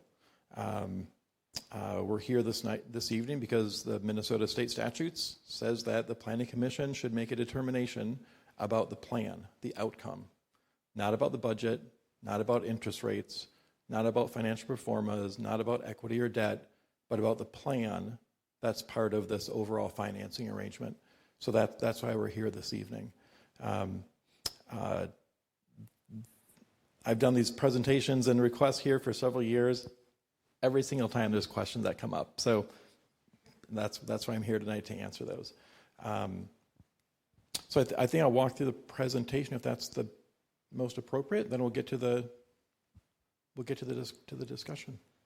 I think that'd be fine. I know there's discussion about potential conflicts of interest with who's approving, authoring something in favor of something else. I think we can save that discussion till when we deliberate. But yeah, that'd be great. Thank you, Bill. Sure thing. Present away. And when I present, I will go through some of those matters in a little bit more detail that to respond to some of those inquiries. Let's see. My equipment's different than I'm used to. I didn't introduce myself. I'm Bill Neundorf. I'm the City of Edina's Economic Development Manager. I work in our Community Development Department under Carrie and get involved in a lot of the financing programs in Edina to help bring that new investment into town. So the resolution tonight is B2409, and ultimately we are seeking the Planning Commission's opinion as to whether or not the project that's embodied in these documents complies with the general plans for development and redevelopment as applied in the City of Edina. In non-legally speak, that means, is the project aligned with our comprehensive plan? So in the presentation, I'll go through a little bit of the background. I'll talk a little bit about process, why we're here, how your role tonight fits into the bigger effort. I'll walk through the proposed TIF plan with specific focus on the outcomes, not on the financing, not on debt, equity, and everything else, but about the outcomes. I'll do a summary of our staff findings that were in the report that was attached in your packet, and then finally a recommendation. So tax increment financing, it's a public finance tool that's used in Minnesota, as well as 48 of the other states in the U.S. 49 states in total use TIF. Some call it different things, but it's all basically the same. This evening, we're pursuing the creation of a new TIF district to support the investment and the redevelopment by the Enclave companies at 7235 France Avenue, the site that's currently occupied by the Macy's furniture store. And one of the steps in this process is to get your opinion from the Planning Commission as to, and that's the words here on the screen in green, whether the TIF plan conforms to the general plans for development and redevelopment of the city as a whole. A very confusing statement, but that's a statement that's in Minnesota statute that we have to reply to. So there's a number of different plans that apply in the city of Edina, as you are well aware. First and foremost, I think, is our 2040 comprehensive plan. That includes, I think we're well over 1,000 and some pages. It includes many small area plans, sustainability plans, bike plans, pedestrian plans. Lots of different documents are embodied in the comprehensive plan. Specifically to this project, we're looking at the Southdale plan, the greater Southdale plan, because that's the location that we're in.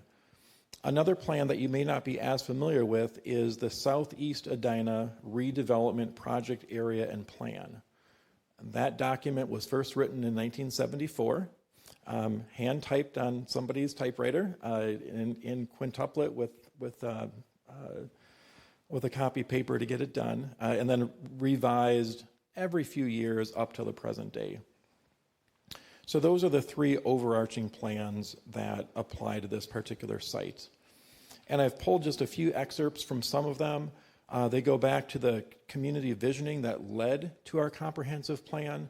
And a lot of these vision pursuits are encouraging vibrancy in our neighborhoods, building mixed-use nodes that have multimodal transportation options where you can live and work and shop and eat and walk and play all at the same site, or in a way that allows you to walk from one site to the next to do those things.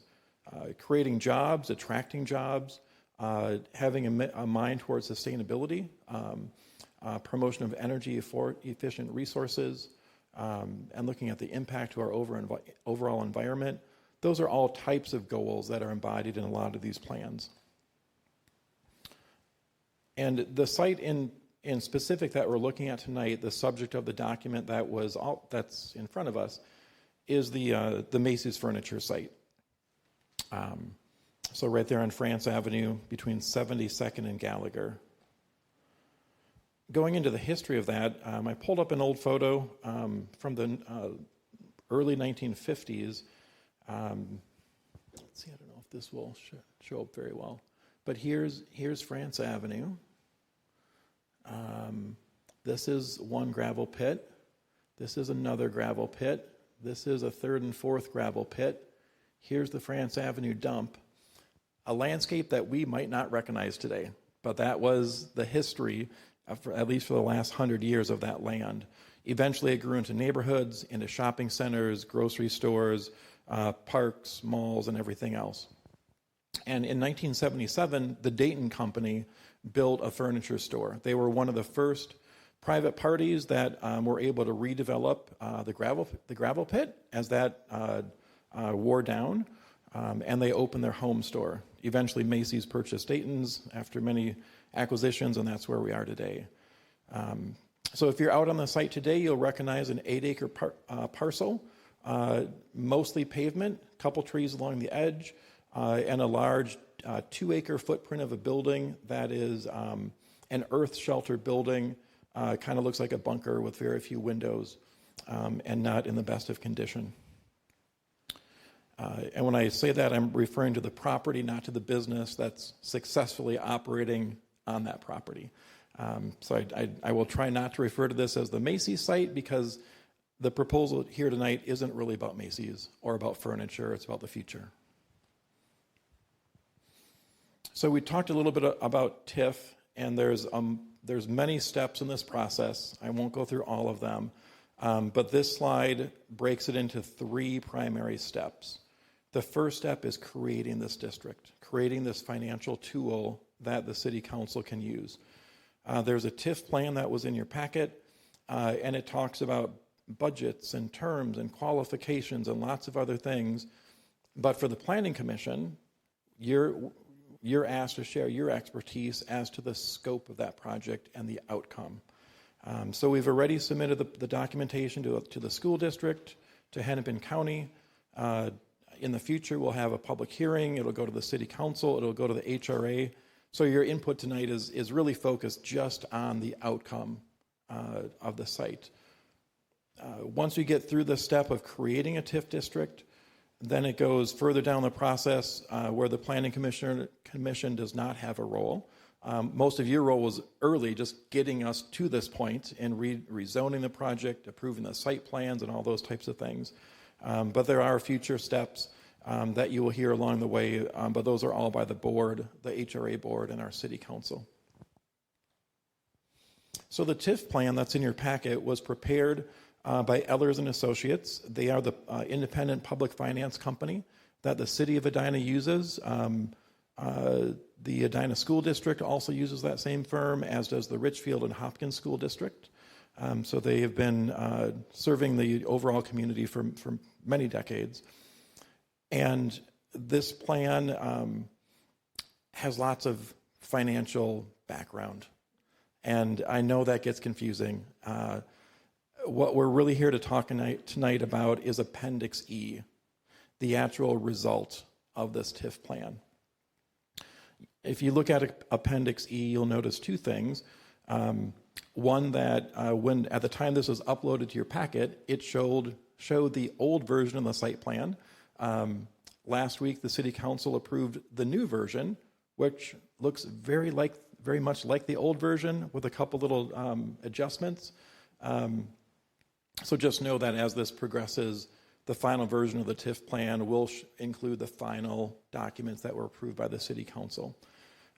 But that plan is the same that was recommended by this body back in May for approval. It was then approved by the city council on a preliminary basis back in June, and they just secured their final approvals about a week ago.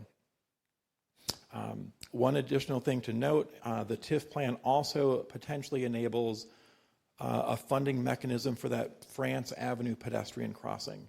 Is it an underpass? Is it a bridge? Is it a tunnel? we're still going to figure that out. But this TIF plan is essentially sets up a financing mechanism where if that project wants to go forward, if that passes muster and goes through the due diligence and everything else, this is a mechanism for the city council to finance that project. I'll include just a couple renderings here just to refresh your memories. This is PUD number 25. This is a copy of the final site plan that was approved last week. It's pretty much the same as it was in June. Some of the on-site parking switched from head-in parking to parallel parking. The public art got changed a little bit. The dog area got changed a little bit. Sidewalks got twisted around a little bit. A few changes to the building architecture and actually reducing the mass of the building in response to some concerns by the neighbors. But that's the final site plan. Updated renderings should look very familiar to you. The final rendering from looking to the northwest. And then these are a few renderings of that future pedestrian crossing. And these might look new to you. This is a concept that's just in its infancy. The conversation started with the HRA board because ultimately to finance this, we need to figure out how to finance it, and then we have to figure out if it's something we actually want to build and pursue. So these are a couple renderings just as a reference point. In the document, or actually in the report, I did go through staff findings where we looked into each of these applicable plans in more detail. The redevelopment plan from 1974 and to 2012 and then to the present. We went through the comprehensive plan, looking at how that area is guided. Went through each of the key sections of the comprehensive plan as far as some of the land use goals, housing goals, economic goals. We looked at the greater Southdale plan, looking at many of the goals there of subdividing these big lots into smaller lots, applying the street room concept, incorporating transit, pedestrian, and bicycle facilities, pursuing shared parking. And of course, I'm happy to answer any questions about those. But in summary, after looking at the plans that the city has adopted, comprehensive plan, et cetera, it's our finding and our recommendation that this body affirm that those plans are consistent with the overall comprehensive plan. And the reason that I'm asking, and I probably should have said this in the beginning, not every community is like Edina. There are some communities where you might have an independent EDA or HRA that doesn't think along the same lines as the Planning Commission. They might bring forward a plan that meets someone else's purpose but might actually violate the comp plan. In Edina, since our HRA board is well aligned with our city council, who's generally well aligned with our planning commission, who's generally well aligned with our school districts, we tend to work much more cooperatively with one another to avoid those surprises. But yet state law still asks that we come here tonight and have you affirm something that you've already affirmed back in May. So it does seem kind of redundant. Probably should have opened with that now that I say it. But I think I touched on most of the issues. If there's anything else, please let me know. But certainly in your packet, there's a copy of the resolution that summarizes these findings, summarizes the reason we're here, and what your findings will be used for. And with that, I'll turn it back to you. Thank you, Bill. Any questions, comments, anything for Bill? Yeah. I've just got a quick one right out of the gate about the France Avenue pedestrian crossing project. So what the ask of us tonight is to find that concept, in addition to the Macy's redevelopment project that was already, is also consistent with the general plans governing development in Edina. Is that right? That's a good How would you articulate that? Yeah, that's a good question.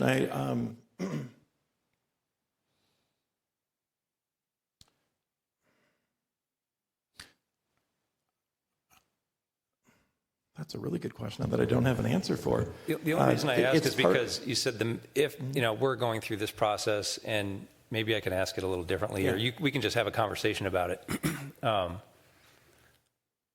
But I was kind of like paying more attention when you said, we'll do this step, and then, this approval is one step along the way to using TIF financing to build the pedestrian crossing. And it sort of seemed like, if we say yes, we're saying, yeah, the Macy's project's consistent with the development plans that we talked about, but also this future pedestrian crossing would be consistent with those. And so I'm just trying to understand if that's what we'd be saying by saying yes. And the reason I'm asking is because, we've talked about this pedestrian crossing a fair amount in this body. I think what people have said is we've never seen any concept for it. It's been discussed in other, venues, but not really here. When it has been discussed here, folks have actually had concerns about whether that crossing would be consistent, not the project, but whether the crossing would be consistent with the development plans, and more anything beyond that, whether it would actually degrade and devalue some of the products that are being built around this area and make them less consistent with the plans that we're all familiar with, the projects that have already been approved. So I'm just letting you know, like, the pedestrian crossing is a little bit of an issue, and I just want more clarity about what a yes or a no would mean with respect to that aspect of this whole project. Because if it would mean yes, we're finding that it's consistent, I think some folks here might want to know a little bit more about what that concept might look like, so we can do more diligence and evaluate whether it is or isn't consistent with those other planning documents you mentioned. So that's the context behind the question. I think others would probably raise the same thing, and I just wanted to give you an opportunity to just talk a little bit more about that. Yeah. So we're a little more educated. Along with the likelihood, too, I think, in addition to your question, the likelihood.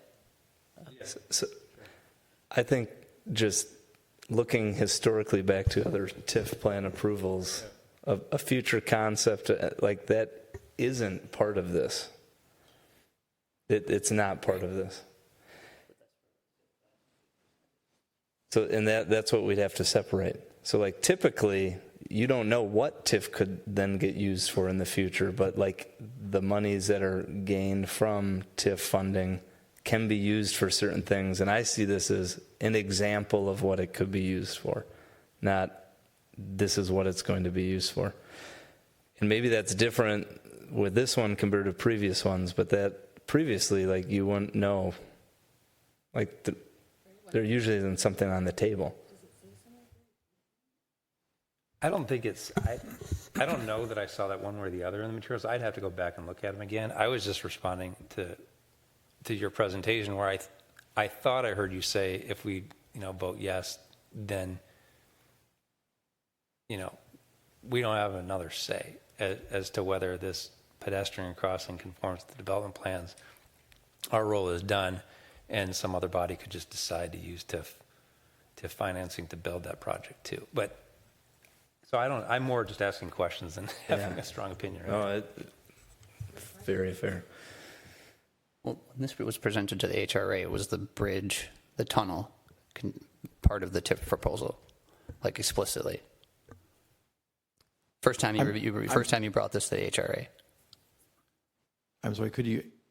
Was the tunnel an explicit part of the TIF ask when we presented this to the HRA? No, it was not. It was not. Okay. But it is our intent. I mean, is it our intent to use the TIF funds from this TIF plan for the pedestrian crossing? So there were a variety of questions. Would you like me to answer some of those? Mm-hmm. Okay. All right. So the TIF plan that's in front of you includes Appendix E, which describes the plan that was approved for the 7235 site. It also includes a paragraph, a short paragraph, about public improvements that would pursue pedestrian crossing across France Avenue. So far the preliminary looks in that is very preliminary. We've looked at a tunnel under, we've looked at a bridge over, we've looked at an improved at-grade crosswalk, essentially. Looking at a number of different things. The underpass version seems to be the most likely of those three options. That being said, how likely is it? Standing here tonight, I have no idea. Right now, I would lump it in the category of an interesting idea that's worth exploring to see if we should actually do something there. I do know that with the redevelopment on the west side of the street and the redevelopment on the east side of the street, if we ever want to make a better connection between those neighborhoods, this is a great location and a great time to do it. The history of this project dates back to 2007 with the urban design plan that founded the Edina Promenade, the Promenade Park, where they recommended actually an overhead bridge be constructed at that time, right at the corner of 72nd and France. That bridge never got funded for a number of different reasons, but yet that laid the groundwork for, gosh, wouldn't it be better if we could cross the street without scurrying across 8 to 10 lanes of traffic? So that's a little bit about the history of it. But as far as likelihood, timing, what it looks like, is it over, is it under, is it nothing? I mean, nothing is definitely an option. But we know that bold projects like this, like an underpass, require financing. Tax increment financing is set up and used for public infrastructure improvements, whether it's under, over, or at grade. And so in the TIF plan, we wanted to include public infrastructure improvements as an eligible expense, just frankly like we do for every one of our TIF districts.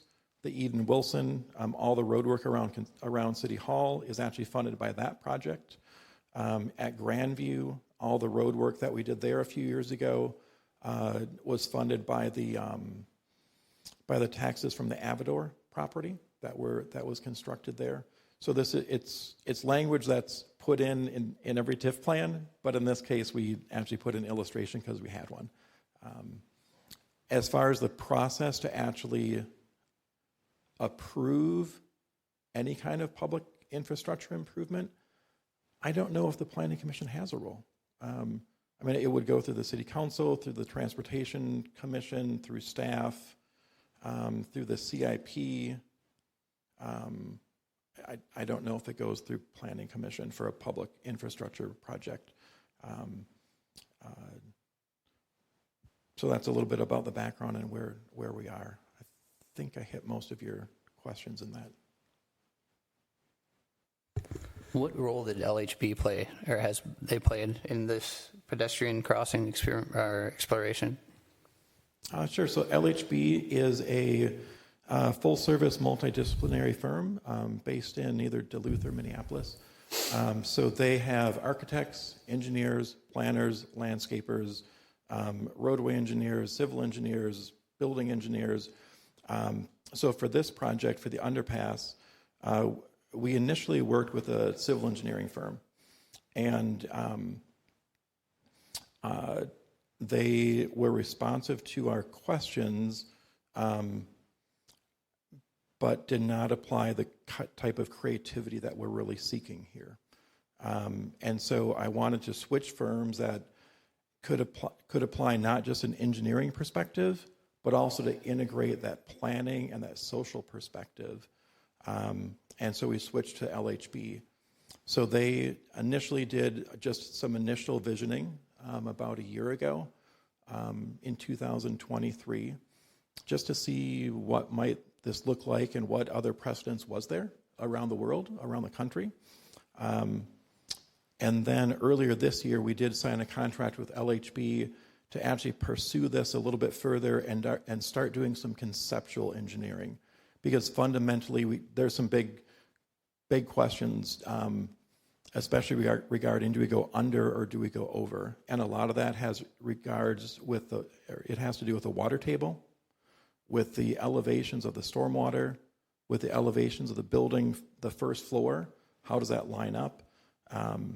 And so the HRA signed a contract with LHB, I believe in February, to do some of that initial work. And that work is about 80% complete at this point.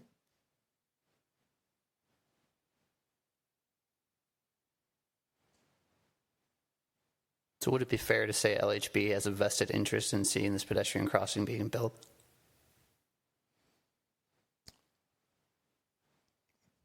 No, I don't think that would be a fair statement. Would they be, so they would give you the concept, but they wouldn't be awarded any further contract to help design it beyond, or in the upcoming months once TIF is approved? I don't know that. At this point, the city council has urged, I think at the last city council meeting, they wanted to get something on paper that documents that they want to pursue this concept further. They did not specify that we use one company or the other to do that. And if this does turn into a real engineering project, I presume we'd go out to bid. I mean, at this point, we're just doing that preliminary exploration. If this turns into a real project, I mean, that design contract will be pretty large, and we typically go out for bid for the big ones. So I don't know what the future holds.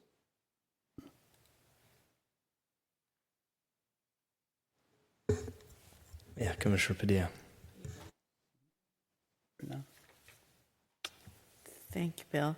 I just have one question. Kind of a 50,000-foot level, public benefit should be the outcome of a TIF project, correct?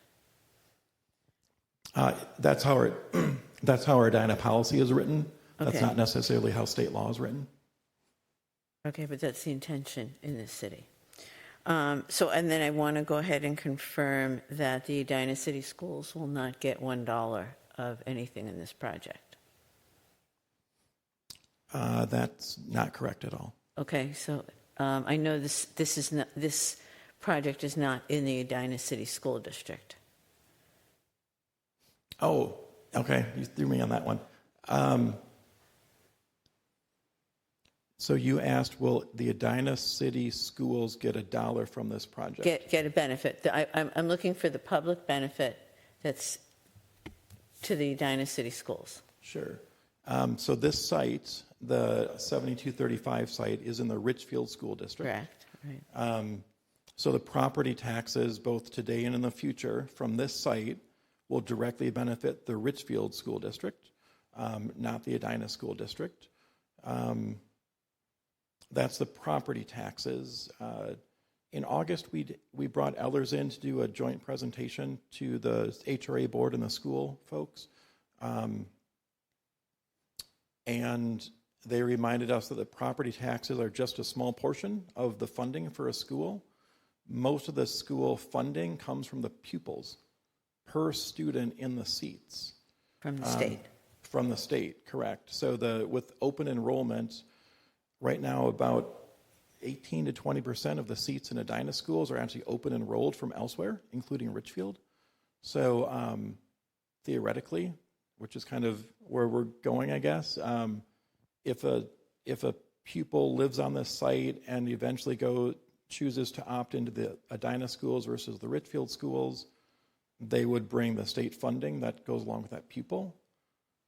But there's a lot of hypotheticals in those assumptions. So I always wish there was like an easy yes or no answer, and there Okay, really is. It seems to me, though, that the public benefit, you'd have to look at greater than just the Edina area in order to see the public benefit to the schools from the TIF funding.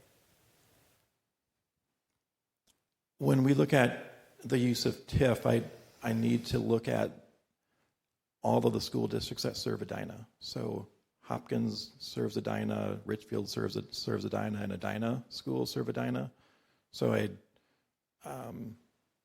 with a tax increment plan, we look specifically at the tax district that has jurisdiction there. So that's why in the TIF plan, if you wanted to get into that, but again, we're not asking you to get into that because that's a financing type question, you'll find language about the Richfield schools, not about the Edina schools. Okay, thank you. Commissioner Felt? I just wanted to respond to that a little bit. I mean, somewhere along the way, someone decided to excise a portion of southeast Edina into the Richfield School District rather than Edina. And And I don't think that this project is still in Edina.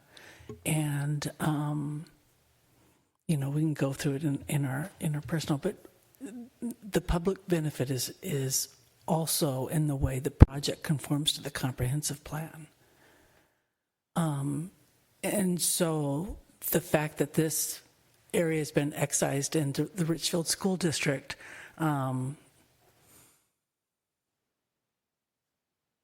you know, I think that was history that happened a long time. I don't know when it happened. Do you know, Carrie?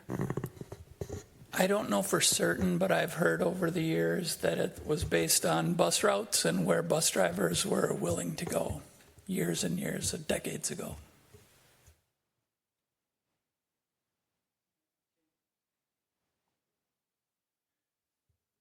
I know our city manager has tried to adjust some of those boundaries. As I think we've talked about before, there's an apartment building where on one side of the hallway you go to Edina schools, on the other side you go to Richfield, and just trying to reconcile some of those things, and to no avail at this point. But yes, they could be moved in the future.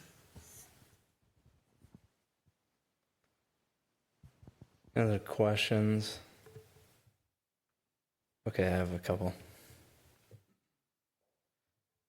Glad Commissioner Bornstein brought up the fact I mean, I just read Appendix E. There is a paragraph about it in there, and that, I don't know, that seems like we ought to omit that. I don't know. At the very end of Appendix E, there's a paragraph about the potential pedestrian crossing. And Bill, I guess tied to that, if that weren't mentioned in there, I mean, does that change anything? Because I know there's restricted uses for TIF typically, either depending on like geographic boundaries and or like specific use of funds and money. So like how I read that is like, it seems almost inappropriate to even have that in there. Like, why not just omit it? Or if it's in there, is that now giving this extra right to use these TIF funds that otherwise wouldn't happen if we didn't have that in there? And why I want to be careful with words is one of the previous developments, it was because of like an and instead of an or. We pretty much had to let them not put a restaurant on the main floor, you know, because of how one word got written. So to Commissioner Bornstein's point, like I definitely do want to understand it. By adding that paragraph, are we allowing this potential for something that would otherwise be restricted? Well, and can I add to that? Because I know that in some TIF districts, the Southdale Pool TIF district, right, you could use money on from the pool in different parcels. I wondered, by having this TIF district over here, and you know whether or not there's a TIF district on the other side of France, that the lack of a broader geographic area, would that be further problematic for the cost for if the bridge ever were to happen? If I could respond to your question first. So no, I don't think that it would be problematic. And then in regards to the decision whether or not to fund some type of public infrastructure, whether it goes under, over, at grade, or nothing, that decision would still be made by the city council. And the general language in the TIF plan references public infrastructure, which could include anything that I just described: roads, sidewalks, trails, pipes, bridges, tunnels, anything. So omitting the last paragraph or the last sentence wouldn't change the rest of the document. So is that on the site, neighboring the site? Because I remember geography was a piece of everything. So is the cost go to a component of that project that occurs on the site, not outside of the site unless we mention it here? I just want to I want to be clear on that too. Sure. Yeah. Yeah, so the boundaries are written so that TIF monies collected in this district can be spent within the boundaries of the district, and the boundaries include the private parcel as well as the adjacent public rights-of-way adjacent to that parcel. So it could be spent on France Avenue, it could be spent on the promenade on the east side. At some point, the smell test kicks in. France Avenue is a big street. It goes for miles in both directions. You can't use TIF from this district 4 miles up the road. For this district, to me, a reasonable use of TIF would be public improvements, maybe from like 72nd down to Gallagher in that immediate area. To pull monies out and spend it further away, I don't think that would pass legal muster. Especially if they break up that parcel. And I mean, this project right here used TIF, right? As a neighboring the piece. project by City Hall used TIF. Yeah, so I recall there was some geographic consideration. So it seems that even though that's written in there, like that's okay, but it'd also be okay to not have that in there. And you asked us to react to Exhibit E, so I'm just looking at Exhibit E. That's in there. Like, I would rather it not be in there. However, it sounds like something like that or on any other neighboring parcel monies could be used to make those type of public improvements or at least contribute to them. Right? So by writing that in there doesn't allow an exception, right? So adding that paragraph specific to an underpass doesn't provide that exception that would otherwise be restricted in this TIF plan. That's just what I wanted to make sure. And it sounds like you clarified it wouldn't. Yeah, the terminology public infrastructure is throughout the document, and that's always a legitimate TIF expense. So is there a reason why that's called out specifically in there, or could that be omitted?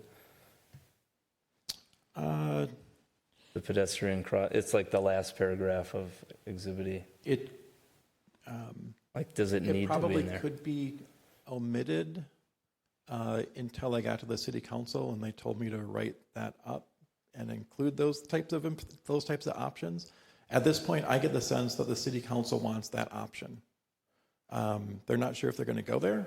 They're not sure if they're going to fund it. They're not sure what it's going to look like. They're not sure if it's going to go under, over, or through. But they, based on their last comments at the previous city council meeting, they wanted to have a placeholder so that if it actually turns out to be a project they want to pursue, they have an ability to fund it. But it sounds like you don't need it in there, right? All right, yeah, Commissioner Feltz or... Well, can we make a recommendation just about the Macy site? I think that gets back to Commissioner Borenstein's question. I think that's what I understood this TIF plan to only encompass and not extrapolate to some potential anything specific, because that just doesn't seem appropriate. You could reasonably, and I wish I was more informed about all this TIF stuff so I could see how all this was connected, because I think it is connected somehow. I don't think there'd be an appendix in there for no reason. I think it's there. I think it's there as a placeholder to create options later, and I think just to make a clearer record of what might be, what type of pedestrian, like public infrastructure. Yeah, to just give more color to it. Yeah, I don't mind something as like there's an idea, but like to label it as like a dedicated option just seems like it's unnecessary, because they could do it if they wanted. Like there is that option, so why, like, anything's on the table, correct? Right. So you said that, right, it can go towards public infrastructure in general, right? So then there really needs to be no need to call out the bridge or crossing specifically, right? If this were omitted, they could still do that. The city council still can explore this option without this being called out, right? I think to Commissioner Day's point, it does seem like a conflict of interest where the person issuing this TIF plan report is the one that came up with the concept, with the yeah, renderings. I don't know, that seems It seems like it doesn't pass a smell test, but Commissioner Felt. I believe LHB was in here because they did an assessment of the existing building. Do you mean LHB is in this plan? I'm not sure what you mean. LHB is in this packet because they did a review of the existing Macy's building and called it substandard. Correct. LHB is a division that evaluates existing buildings for compliance with the TIF statutes. Yeah, I don't think that division LHB wrote a report that says that building qualifies. Yeah, I think that's the only reason LHB is in here. Yeah, and that was an independent action of the underpass overpass study. Well, they authored this 160-page plan. It's their name. So I'm just referring to page 159 of 160 and 160 of 160, where it's referencing their other idea, and one that it doesn't feel like we need to have it on here in any reason, except if there isn't a reason, unless it's just transparency toward like, oh, here's a potential idea. I think that's what we're all saying, and what city staff is saying as well, is that it doesn't need to be there. City council might like to see it because everyone's excited about thinking about the possibility of maybe having this happen, since we've been thinking about it since the 1970s, some sort of crossing. So I don't, to Commissioner Bornstein's question, I think we're clear that it doesn't hamstring the use of the TIF, and it doesn't prevent us, if this wasn't there, we could still use it because it would be an infrastructure adjacent to the site. So it seems like 6 of 1 have to, I mean, it all works. Except that the idea was generated by the author of this report separately. It seems like there just appears to be I don't know. It's factual, but sure. I will happily take credit for realizing that two properties across the street from each other were redeveloping at the same time, and this might be an opportunity to do something we've been talking about since 2007. I had mentioned we initially worked with a civil engineering group. That's a fine firm. They do very good engineering work, but that group did not bring the creativity that's needed in Edina. So I made the decision to switch companies to a firm that's more comprehensive, where they bring in engineers, planners, landscape architects, and architects all together in the same room. I know that those types of conversations can yield more creative results. So it was my decision to switch from the standard engineering firm to pursue this idea. To make a leap that this is some kind of underhanded conflict is a pretty tremendous leap.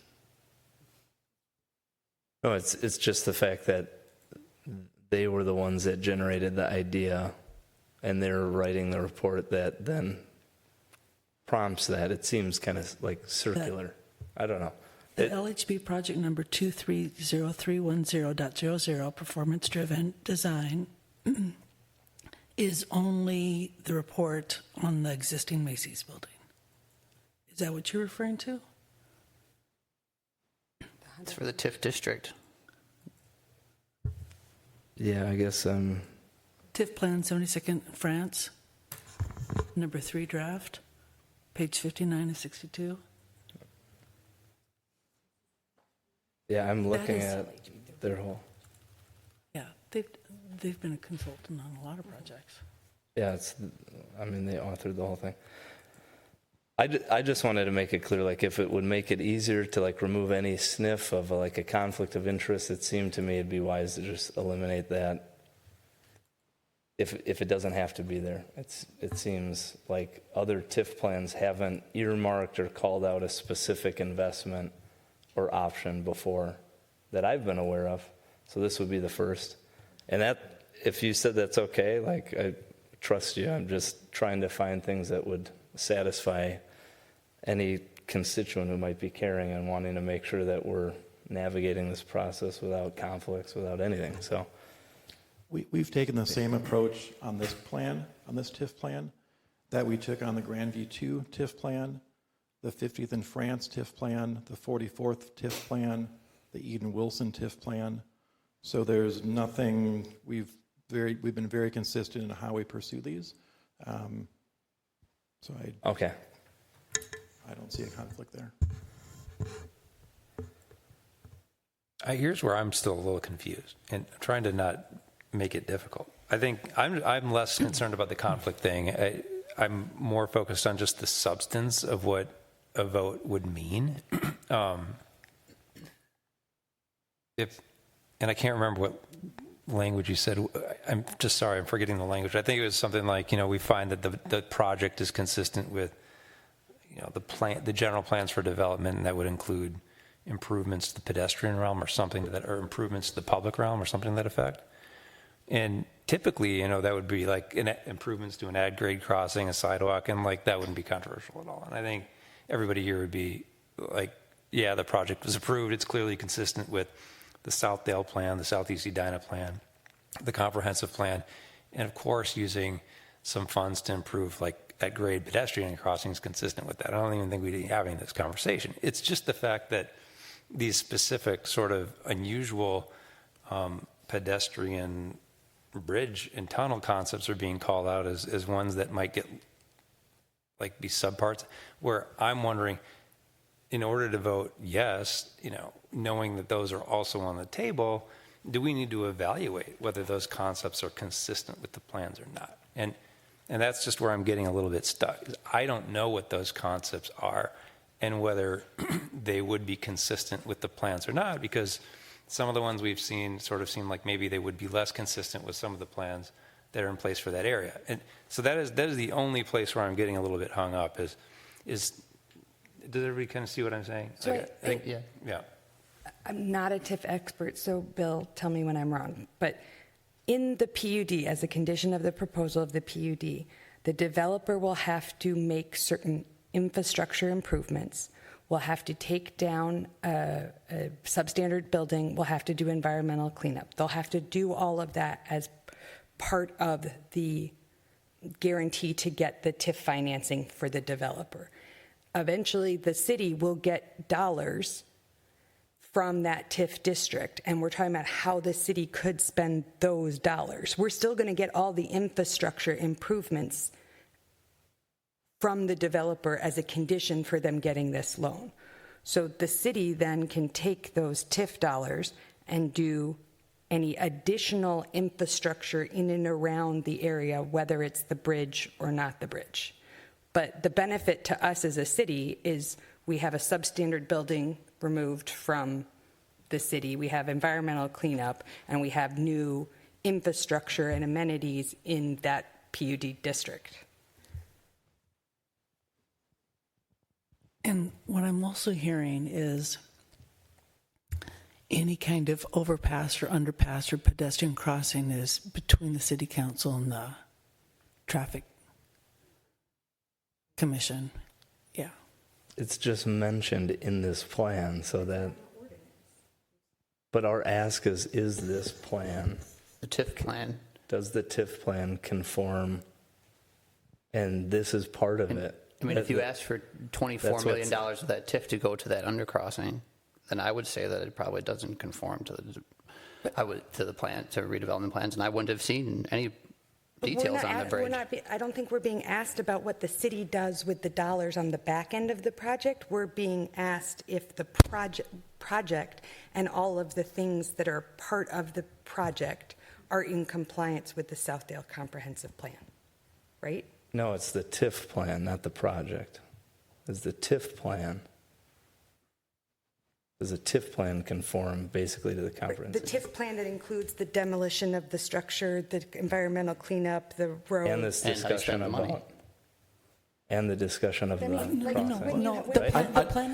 Perhaps I can interject. Yeah, please. The planning commission has nothing to do with how the money's spent. Right. So then why are we being asked to give a blessing to it? We're being asked about the plan. But the plan has a TIF district, but I mean, it's like a revenue stream. So we're being asked if the justification for the loan that the city is making in this development as fully articulated is conforming with other documents.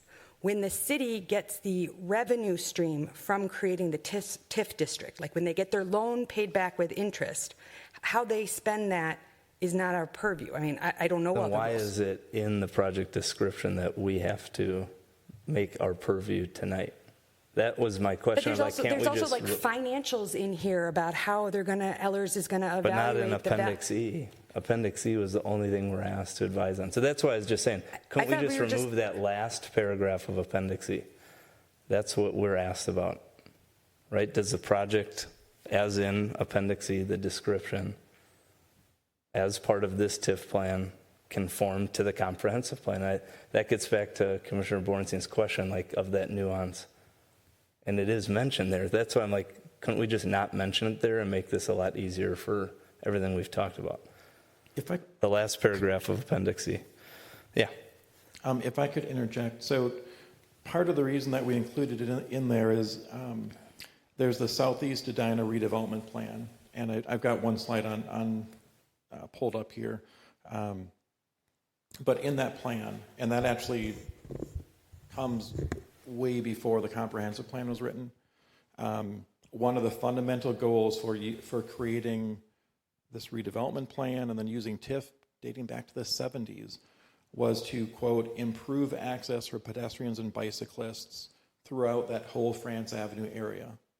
Remember, in the 1970s, it was gravel pits, dumps, and a county highway. There was no provision for people. And so that was one of the fundamental natures of that initial plan, was to create those types of opportunities. Over the decades, Edina's come a long way. We've got bike trails, we've got sidewalks, we've got connections in different places. With this proposed TIF district, we'd like to continue to pursue that goal of improving access by connecting neighborhoods on either side of the street. So that's why we included it in there. It seemed, as I was having conversations or listening to the city council conversations, that seemed like an important topic, to be able to cross the street safely. Again, whether you go under, over, or at grade is, that'll be determined in the future. But having some kind of improvement seemed to be of interest to folks. We could have omitted it, but since there's been conversation and people tended to like some type of improvement, I thought it was more clear to include something in there. That backfired on me tonight. Well, that's why it's in there. Yeah, I just personally, if Commissioner Borenstein didn't bring it up, I was already, all right, this is easy, we'll approve it. And it just added a nuance that, again, like, words matter. So I just wanted to make sure, like, we weren't creating an exception to otherwise a restriction, which it doesn't seem like we would. So I feel like we're good. But it does add this weird nuance of the project we're talking about is directly referencing another project in its description. So I'll leave it at that. I don't need to beat a dead horse. Yeah, Commissioner Padilla. Do you use TIF for Centennial Lakes? The city did use TIF for Centennial Lakes. Yeah. For Edinburgh, for the condos, for the offices. I don't think for the retail, but for the park space and the office space in particular, and most of the condos we use TIF.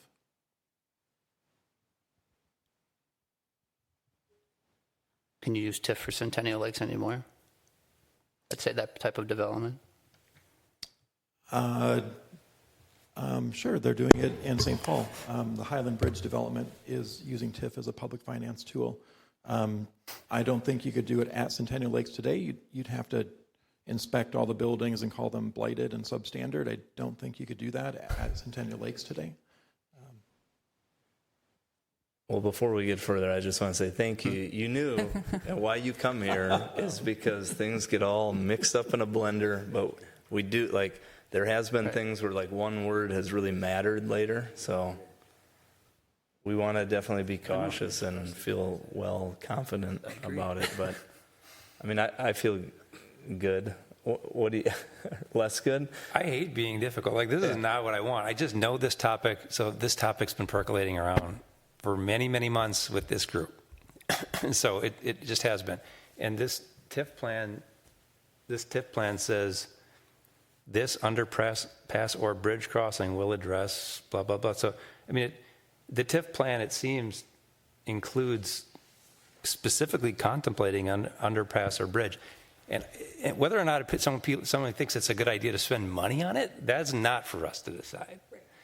And that's not what I'm talking about. Whether that type of built structure conforms with some of the planning documents we're talking about and and is consistent or inconsistent with them, that is the only thing I'm interested in talking about. And not whether it's a good idea financially, but does that type of structure actually impair some of the planning, negatively impact some of the planning concerns that we've had? I know Commissioner Miranda had those concerns significantly. I do as well, yeah, for sure. Significant concerns. And so that is the piece where, like, if I could say the whole project and public realm improvements are, of course, but I don't have enough information to know one way or the other whether the underpass or bridge crossing that's described in the TIF plan is consistent with the planning documents. Just haven't done the analysis yet. Maybe it is.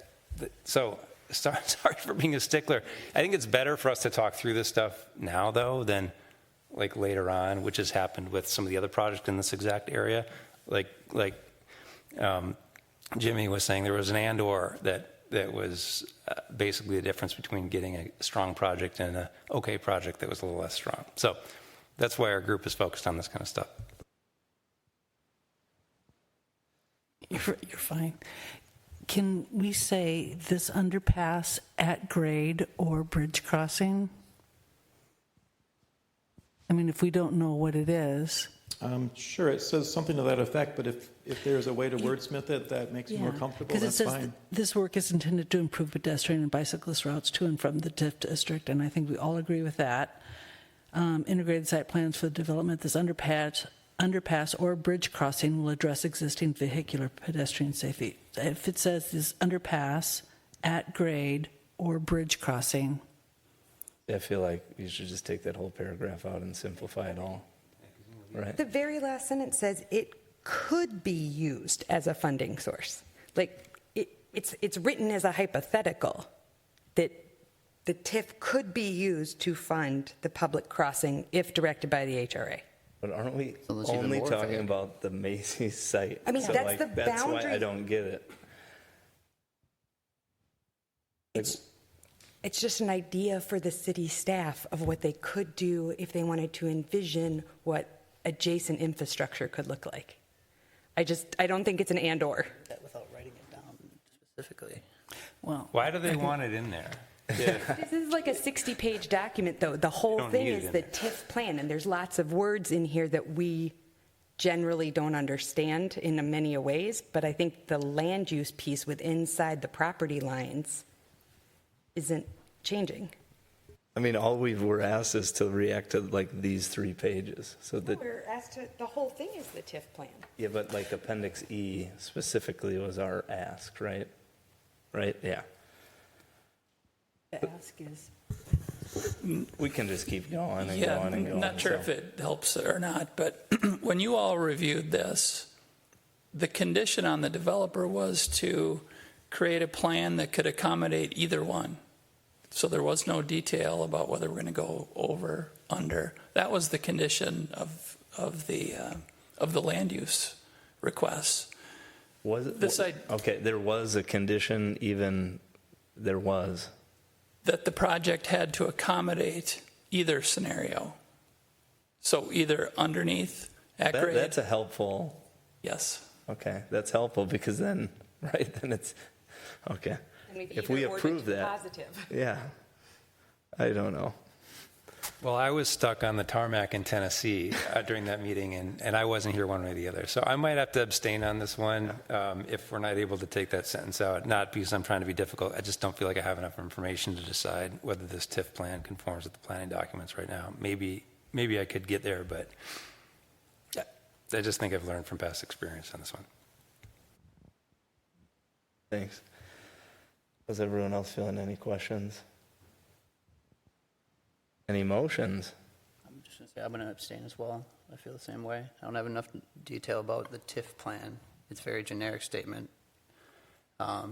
this early in the project, and so I can't give a blessing either way about whether it meets the development or redevelopment plan for the city as a whole.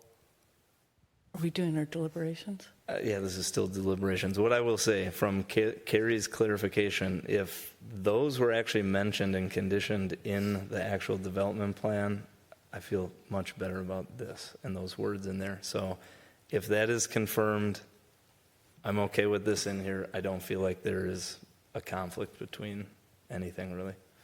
And for those of you who were here, it's just, I was Yeah. personally not at that meeting. I didn't do that vote, and I didn't do that analysis. So, but if, for those of you who were here and reached that outcome, I mean, you might have a different way of thinking about it. So I totally understand and respect what you're saying.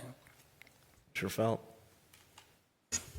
Since we're deliberating, I am excited about this plan because this is the first one that's going to break down a super block into 4 sections and have a north-south road and an east-west access and the setback from the promenade and that additional artwork. I think it's super exciting that it's happening.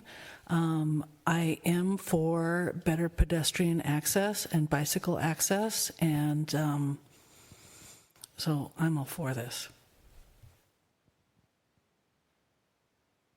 In support of it. As am I. Commissioner Padilla? I'll be voting against it. I voted against the project, so I don't think in good faith, if I voted against the project, I can vote for the TIF.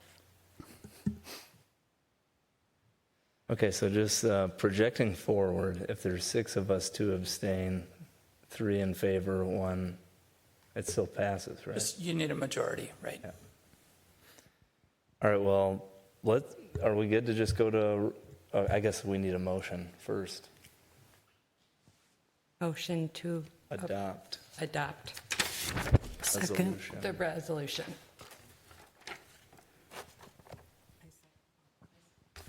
I second. We'll just do a roll call vote, make it easy again. Commissioner Padilla. Nay.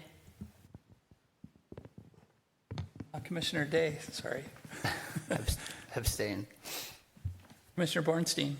Yeah, abstain. Commissioner Felt. Aye. Commissioner Henneman. Aye. Chair Bennett. Aye. Resolution has been approved to be adopted. Thank you for that fun one. You know it always is. Okay. Well, that was painful, and I'm glad we're through it. But thank you for bringing up Commissioner Bornstein every time. Again, like, words matter. They've haunted us before, so I'm glad we've had these conversations tonight, so we're not surprised at any point going forward. Thank you for the clarification, Carrie. Thank you for the presentation, Bill. And on to chair and member comments, any of them.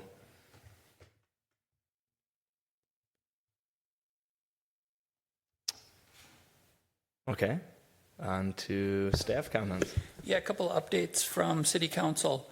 The council at their last meeting held the public hearing on the Heritage Preservation Commission's ordinance proposal. They'll take action at their meeting on October 1st. As mentioned here tonight, they did take final action on the Macy's project, so they did receive their final rezoning. The Hankerson project, the subdivision, the 3-lot subdivision, that will go to the City Council October 1st. And just a reminder that October 1st, Chair Bennett will present our work plan to the City Council at the work session. That's it for me. Anyone's welcome to join. It's really fun. Seriously. And I guess there's one more order of business. Motion to adjourn.